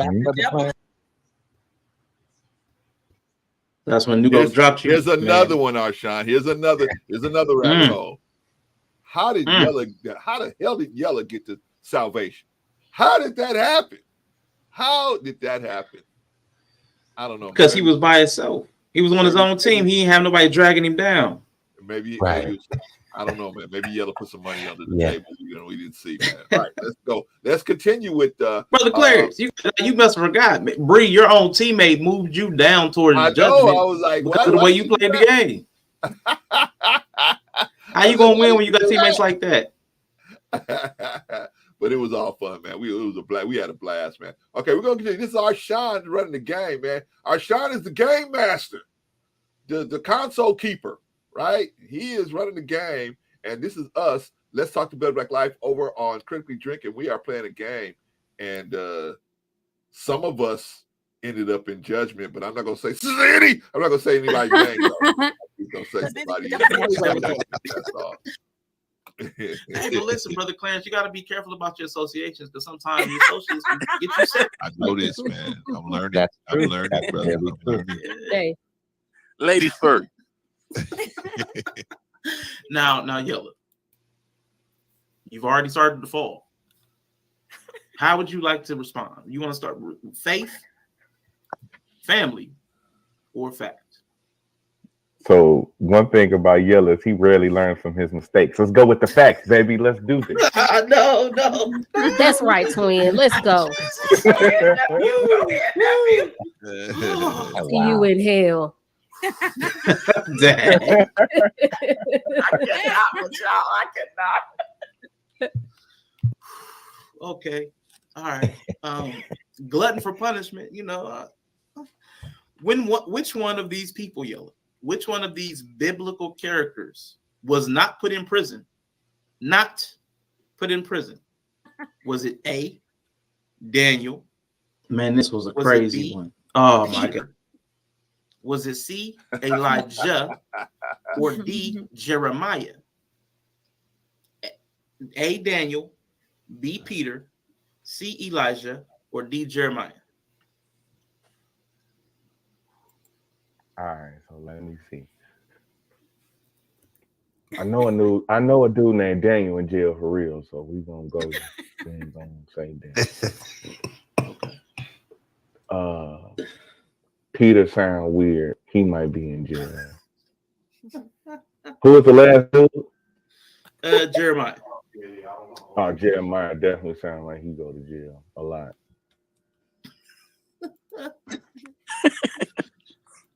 You know what Yella reminds me of? Yella reminds me of that dude that's, taking the driving exam and they just guess and they got them all right.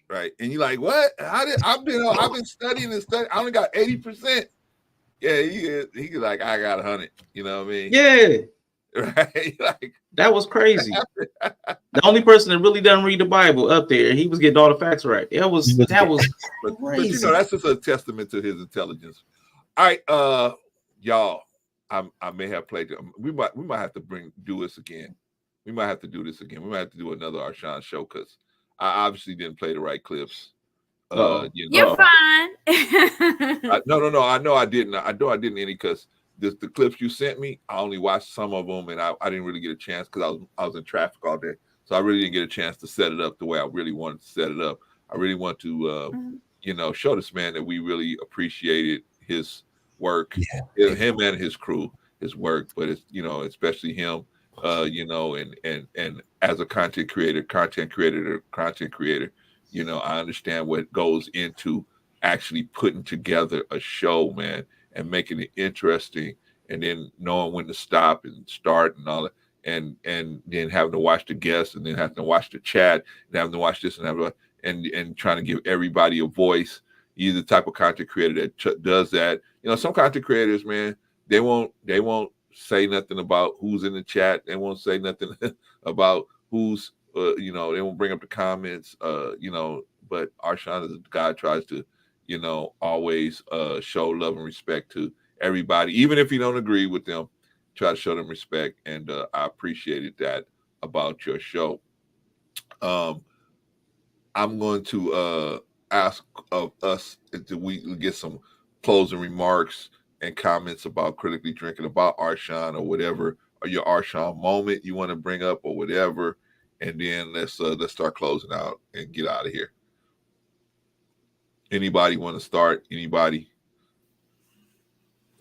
Yeah, I'll go first. Okay. All right. Well, basically, brother, I appreciate your Arshawn. So, and it definitely, I'm not going to say that I feel like I'm not going to miss you, because I think you're going to be present in so many different areas that I'm able to, see and enjoy. You know what I'm saying? And but basically, I just want you to know this one thing, man. And when you set out to have a goal and you try to accomplish some things, and it just seems like it's just not working out, but you know that there's something that you should be doing. You know that there's something that God is calling you to, or you feel pulled to do some things, but it's just a little bit discouraging because you don't see it coming off. You don't see it being pulled off.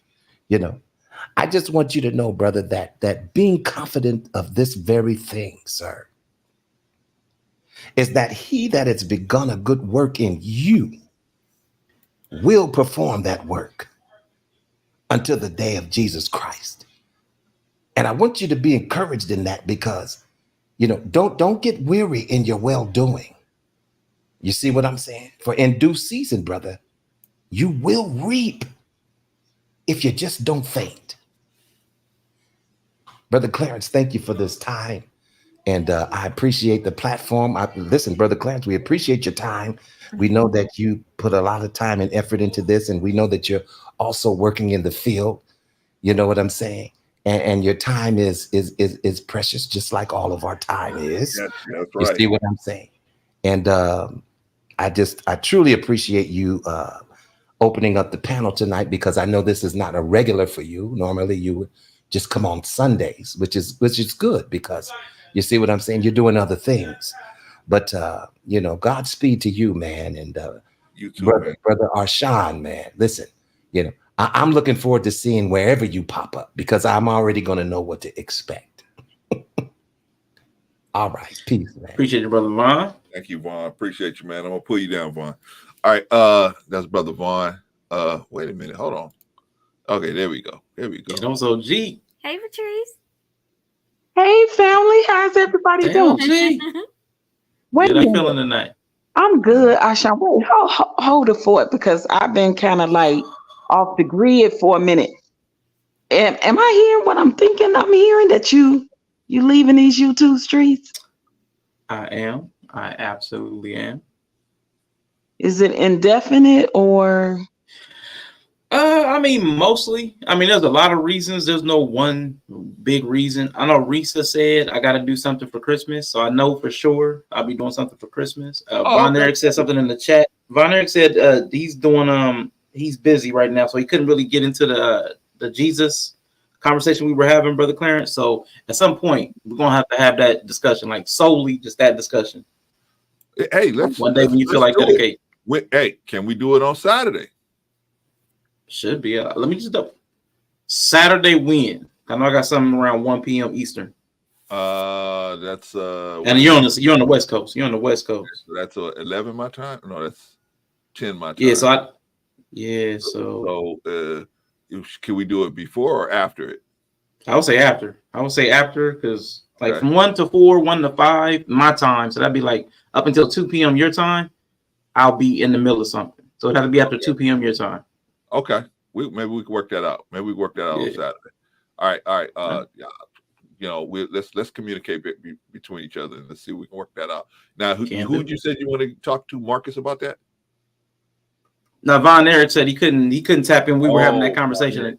So hopefully he's available Saturday. Let's make sure he's available to tap in too. So okay, Von Eric. If I don't get a chance to say, please let me say now. Please let me address him now, because I may be busy on Saturday and may not be able to pop up. You're the second person literally this week that I have heard say that they've taken a hiatus from these YouTube streets.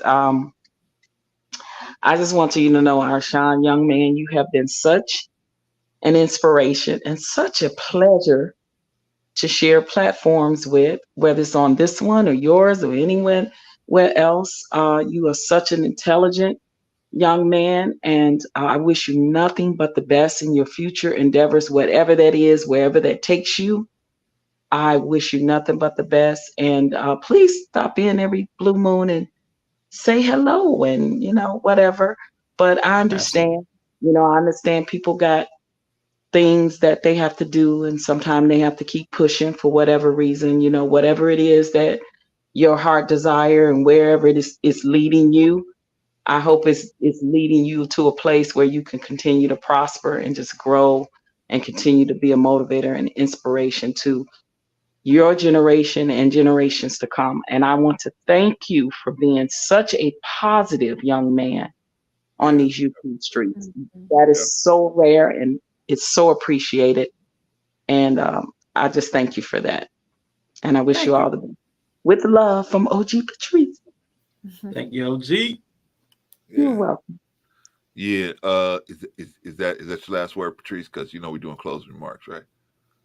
Yeah, because I didn't hear, a lot of the conversation. I just kind of tuned in and heard the end. I'm like, where is he going? What's going on? What's happening? So I was like, let me get up here and say something because I know I'm going to be busy Saturday. But yeah, definitely. Listen, Arshawn, you will be missed in these YouTube streets.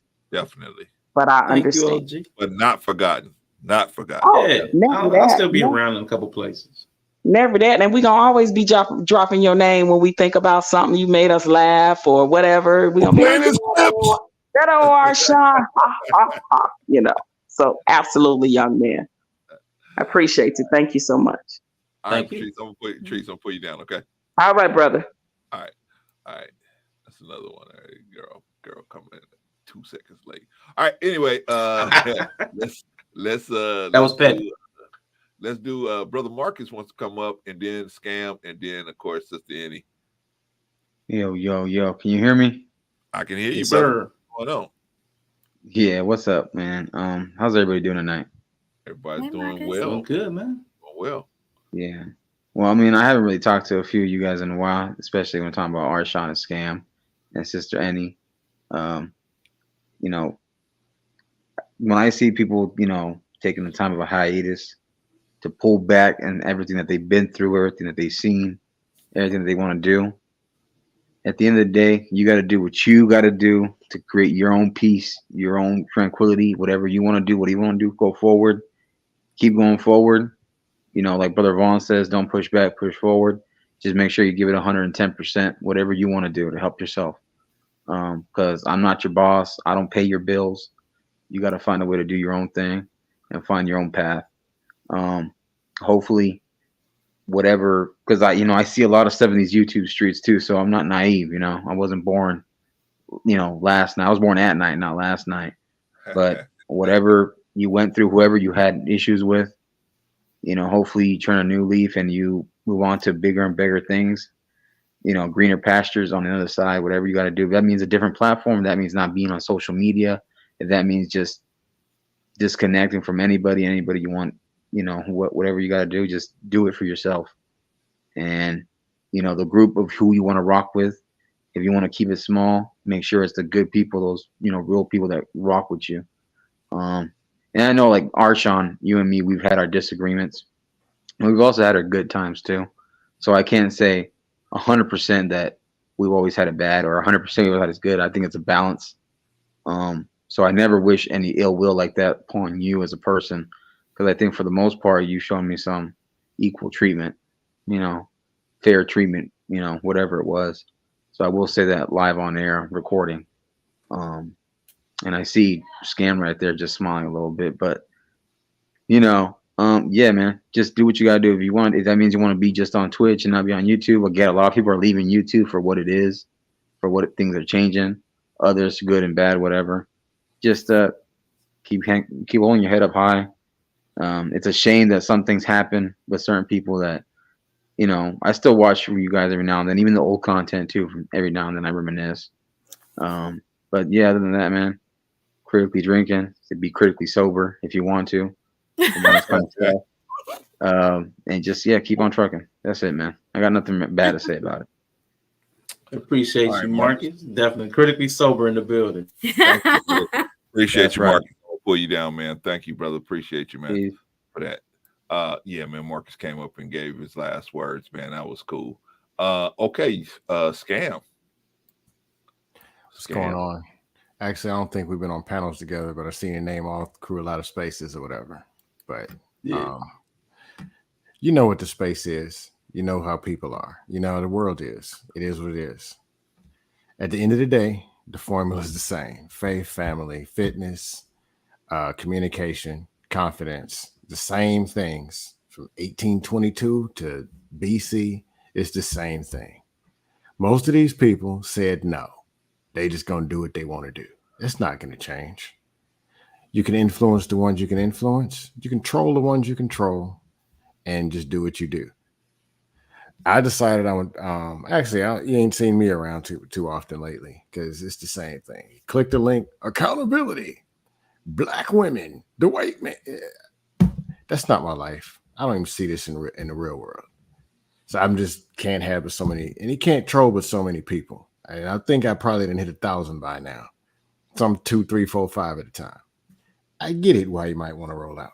But if you roll out, make sure you're taking care of your business on yourself while you're gone. If you want to come back, come on through. We actually have some decent people in these spaces. But don't be surprised when you come back, or if you come back, you click a link. Accountability in the black community. Don't be surprised. Mandrell and Shamiria showed a video from 1968. Black people in the family, and they were saying the same stupid stuff. I found one from 86. Same stupid stuff. And most of it is just all out junk. And it's the same problem. Same things that people ain't going to do. Whatever you do, win. That's all I got. Then if you want to come on the show, if you ever come back, you know where to find me. All right. If you haven't already subscribed to Scam Likely, go on over. I think I put his channel in the chat, and I think Vaughn or one of them put it in the chat too as well. So go on over there and check him out, man. Subscribe. I just subscribed to him.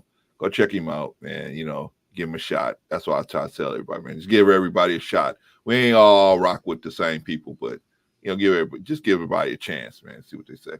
All right, Scam. Thank you, brother. Appreciate you as always, man. Be safe out there, man. Too. All right, man. Peace. Bye. All right. That was Scam Likely, man. Good dude, man. Good dude. Okay. You know, sometimes you can meet people under certain circumstances, right? And because they're pushing back on you, you think, man, this dude don't like me, and I don't like him for not liking me, right? But in reality, it was just the circumstance that was there. And because everybody wants to talk, you're not getting your point across, and the frustration is what is actually making us not get into having an agreement. And then me and Scam never got that far, but I mean, we just like, I started seeing him around, he started seeing me around, we started recognizing, game recognized game. Anyway, all right, let's move on, because we got to put Arshawn to bed, man. We got to tuck him in. Right. He's a youngster. Okay, so now, excuse me. Y'all talking about Arshawn. I'm coming up there, and I'm going to tell you what I got to say. Can we put a rule on her? She can't say any more than 2 kind things. We got to cap the kindness. Like, we need a kindness cap. Okay, I see what's happening. I see what's happening. Kindness cap. Oh, the ending. I said all the good stuff so I can say this other stuff at the end. There we go. Let's get. All right. Okay, what happens, Arshawn, is this sister right here. I've been telling her, her voice is so needed on this space, because some guys are like, some of us are so jaded, we can't take compliments from other men, right? We think there's a sinister plot afoot when people are giving us compliments, right? But Sister Annie can slip in there, man, and give you compliments, and then build you up, and then send you on your way, and you like, man, I feel better. What happened? Oh, that sister was talking to me. Oh, okay. So we gonna leave it like it is, man. All right. So Sister Eddie, you know this brother right here? A little bit. I mean, he's been ignoring me lately, so I don't know. You ever seen him around? Rashawn, I don't know what was said. I thought that everything was fine. You say you got to get away. It's written all over your face. You know that?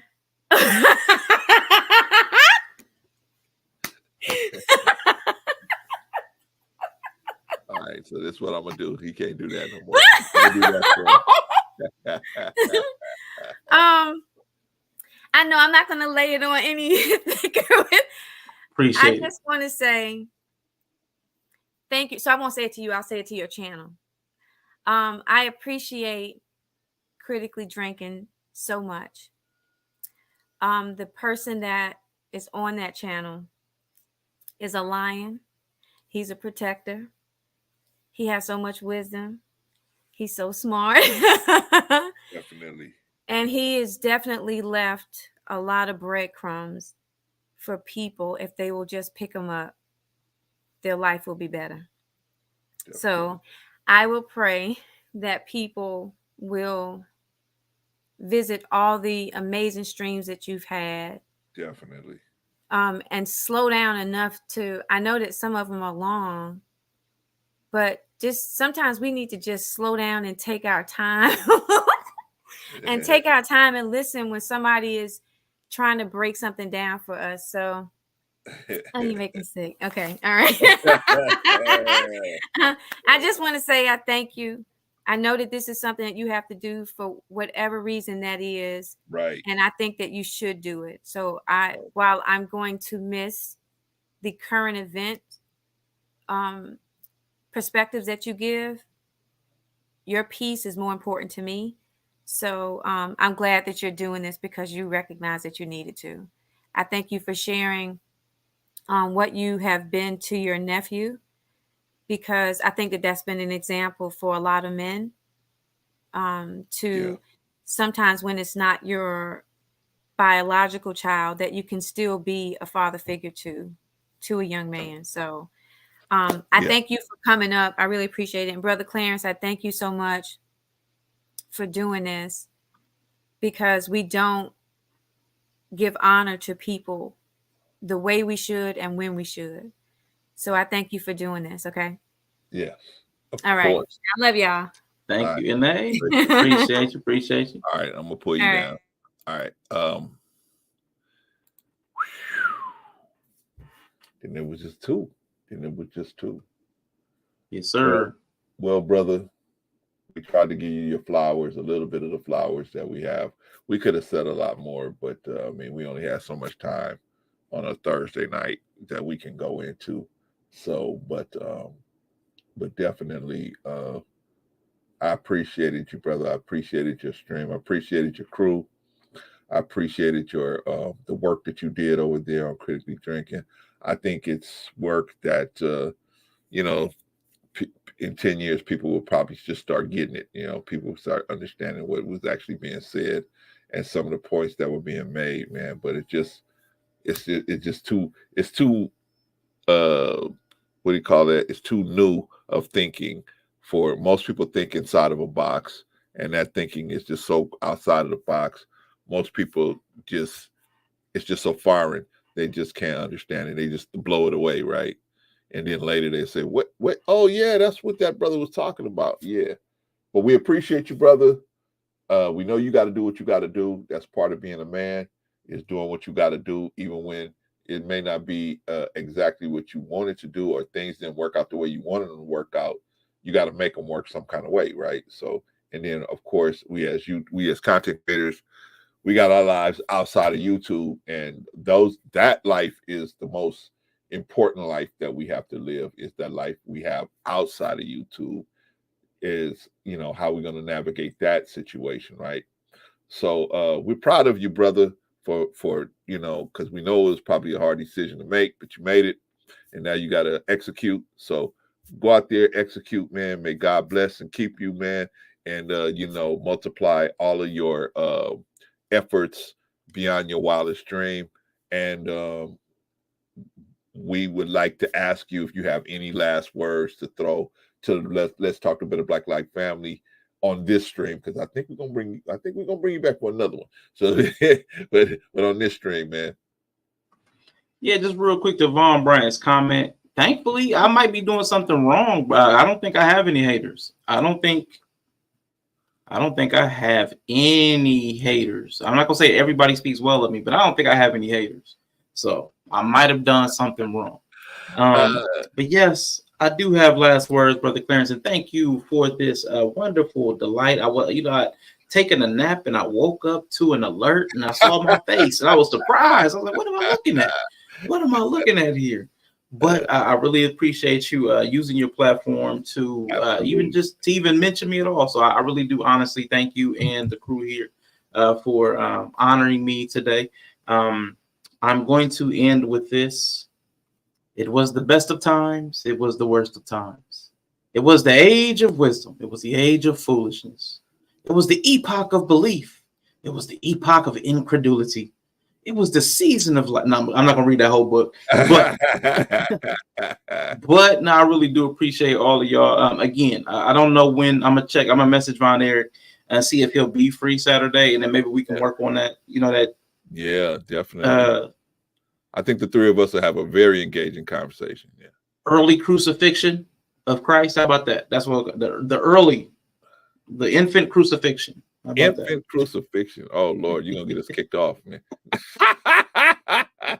So yeah, I mean, so we can have that conversation. I mean, I really think that needs to be. Because I understand everywhere the scam likely was coming from. I understand completely everywhere the scam likely was coming from, but I know most people don't watch like Marvel properties, but man, kind of like Roots from like either Tree of Life going up or Roots going down, all the branches. If you were the clip where Christ is, there's a lot of stuff that we can't even conceive of that impacted our lives and the reality in the world that we can't even understand. We can't even think without. We may not even speak English if it were not for Christ. Because the rise of England also came with the rise of the church. Of course. So the transatlantic slave trade, all the countries that participated in the transatlantic slave trade participated in Christianity. Yeah. They were not like those were not largely Islamic countries at the time. So we don't even know how far back our reality would be different, whether there would even be Black people on this continent. Like other than visitors, we don't know if we would be like native to this country, to this hemisphere. To this continent, North America. We don't even know, because we don't know how far, if we clipped that branch that far back, all the different things that would be impacted. And if anybody did come to Christianity, maybe it would have been through the Ethiopian line, not through forced indoctrination. So that would have had a different psychological effect from being accepted as opposed to forced. So all of those different manifestations of change based on that one clipping, that one pruning. I mean, you know what I'm saying? Like, if that wasn't even there, what faith would we have? What faith system would we practice? Maybe it would be more innate. Maybe it would feel more natural. Maybe the dynamics of Christianity really just don't suit something in us. I don't know. I can't even say. I'm just saying, like, we don't even think that, we don't even understand how much our thoughts are influenced through the Christian line. So like, even when Scam Likely was talking, he was like, this is where love and all these other concepts come from. No, Jesus is not the birth of love. Like, Jesus is not the birth of these concepts of morality. They existed, they predate Jesus, but a lot of us, because of Christianity, we can't see a path outside of that. Just like people in America cannot see a path outside of consumerism and capitalism. We don't understand a worldview that doesn't encapsulate what we already understand. And that's, to me, that's why it's worth the thought experiment. Let me clip it and see what does our mind stand doing if we don't have those assumptions baked in. Because I think we need that. If we can't think without the assumptions that we were born with, are we really thinking? That's programming to me. So that's why I like to have that conversation. So yeah, if we can get Von Eric, that'd be cool. I'm down for that. All right. And anybody else? I mean, I'm not. Okay. I'm with it. I'm with it. Okay. All right, brother. Well, we love you, man. We appreciate you, man. And you know, happy trails to you wherever you go, man. You always got a place here. You can always come back. This your home. Come back home and just sit down, sit on the porch for a while. You ain't got to turn the meat. You ain't got to go get the potato salad out of the fridge. You just sit down and you know, we'll go make Sister Annie go get all that stuff for you, man. That's what I'm talking about. Appreciate you, man. As always, appreciate you, man. And let's talk before Saturday so we hook that up, okay? We'll do. All right, we'll do, man. Thank you, brother. All right, that was Arshawn. Man.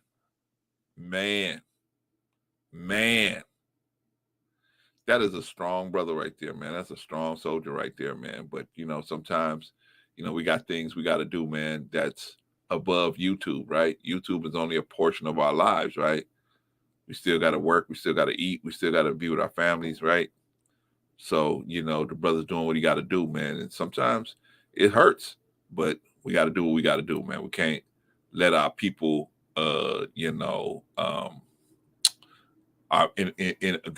we physically are connected to go down the tube for the YouTube, man, because that is not good either. That is not good either.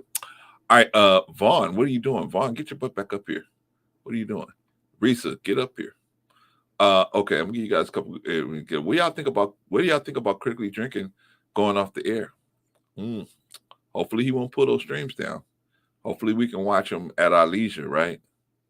And we'll appreciate him even more, man. But I thought that the brother did a lot of hard work and deserved to be appreciated someplace for it other than his own channel, right? We know his people that he worked with appreciated him, but he needed to see that, you know, there's those of us outside of his own channel appreciated him and thought enough of him.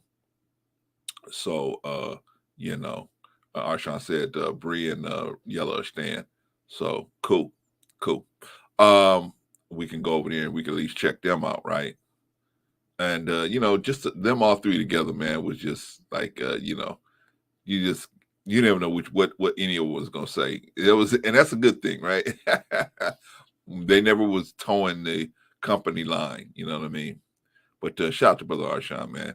May God bless, man. Pray for the brother, and may God bless his travels. All right, we just want to show you, brother, what we thought of you. You know what I mean? And you know how we thought highly of you. And I know a lot of other content creators, they didn't even know we were doing this. I'm sure they would have tapped in if they had known we were doing something like this. They would have tapped in. So shout out to. Oh, you said the videos are staying. Arshawn said the videos are staying. So he said he's not going to scrub the channel. So maybe, you know, man, when you get a chance, you can get over there to Arshawn's channel and watch, you know, more of his content, right? I know I need to. You know, a lot of it I watched when I was working, but sometimes I didn't get a chance to because I was doing too much physical stuff. But I need to get over there, man. Finish up a lot of streams that I saw like halfway through, and I just didn't ever get a chance to get over there, finish them. Anyway, shout out to Vagoda, by the way, man. Hopefully you staying safe. Vagoda, I'm also going to contact you, man, because man, I hope you staying safe, man. I hope you staying safe, man. And you know, and the fact that you contacting us, that's a good thing, man. So shout out to Vagoda, man. Stay safe out there, man. We may be doing something, man. We want to do a prayer, man, to just a peace all over the earth for just at least 1 week, man. Because you know what? You okay? Good, Vagoda. Good. We want to do peace all over the world for 1 week, man. Just so that all this violence could stop, so that people could get food. And, you know, people are starving to death, man, just because the people are fighting. You know what I mean? There's food there, but they can't get it to where it needs to go because people are fighting, man. You know what I mean? And then, you know, it's just a whole bunch of stuff, man. Hospitals, all this stuff, man. You know, and so we just need to stop the fighting all together. But if we can get the violence to stop everywhere in the ghetto, in South America, in North America, in all over the world, man, in Sudan, in the Middle East, man, it's just everywhere, man. All this violence, we just get it to stop so that some of these people can get some of this aid that they're looking for, man. You know what I mean? But anyway, we'll talk about that later. We'll talk about that later. All right, y'all. What did y'all think about the show today? What did y'all think about Arshawn? Solid, man. Very solid cat, man. But I'm gonna get to him in the rundown, man. But very solid, man. I think everybody came up here and did very solid today. But let's do the rundown so we can get out of here. Risa, if you're there, come on up here, girl. Okay. The rundown, the chat is where it's at. The chat, man, solid performance from the chat, very strong as always, man. When you got somebody like Risa in there, she's gonna make sure that everything is everything, man. I see you on. But she's gonna make sure that everything is everything, and that's that, man. You know what I mean? So you have to have somebody in the chat, man, that's gonna force everything. Okay, cool, Risa. You got to have somebody in the chat that's going to enforce the rules and regulations of how you want your chat is an extension of the content creator's vision for the channel. And if your vision for the channel is not good, then the chat will reflect that. So but if you're trying to do something, man, you know, hopefully the chat reflects that you're trying to do something good, but you got to have people in there that's going to enforce the rules, man. So shout out to Risa, shout out to everybody in the chat. Okay, I think we got the home team. Okay, everybody's here. All right, so but shout out to the chat. The chat's where it's at. Good job in chat. Everybody in the chat did a great job. Appreciate you guys.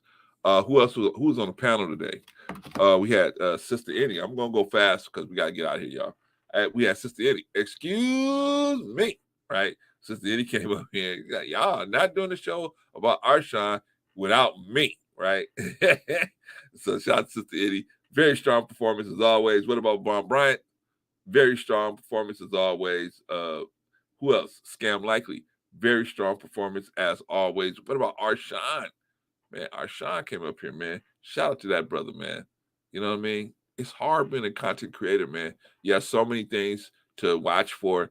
And then, you know, if something goes faulty on your channel, you get blamed for it, right?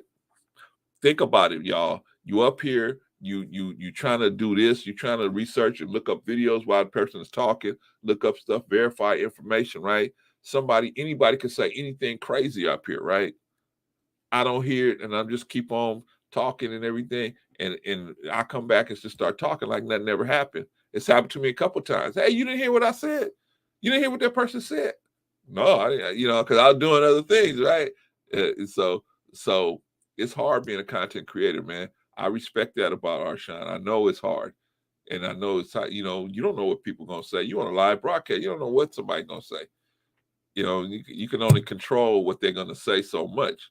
You know what I mean? Because they're gonna some people just gonna say what they're gonna say. So it's difficult, but you know, shout out to Arshawn, man. Appreciate you, man. And hopefully we see you back sooner than later.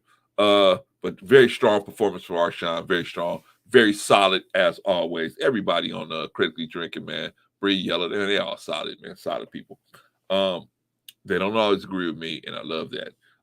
Patrice, what did y'all think about OG Patrice? Came in real quick. Bam, bam, bam, bam, bam. And then step back out. What I think about Patrice? Very solid, very strong performance from her. What about Marcus? Marcus came up here for a hot second, right? Hey, man, you know, Marcus didn't have to do that, right?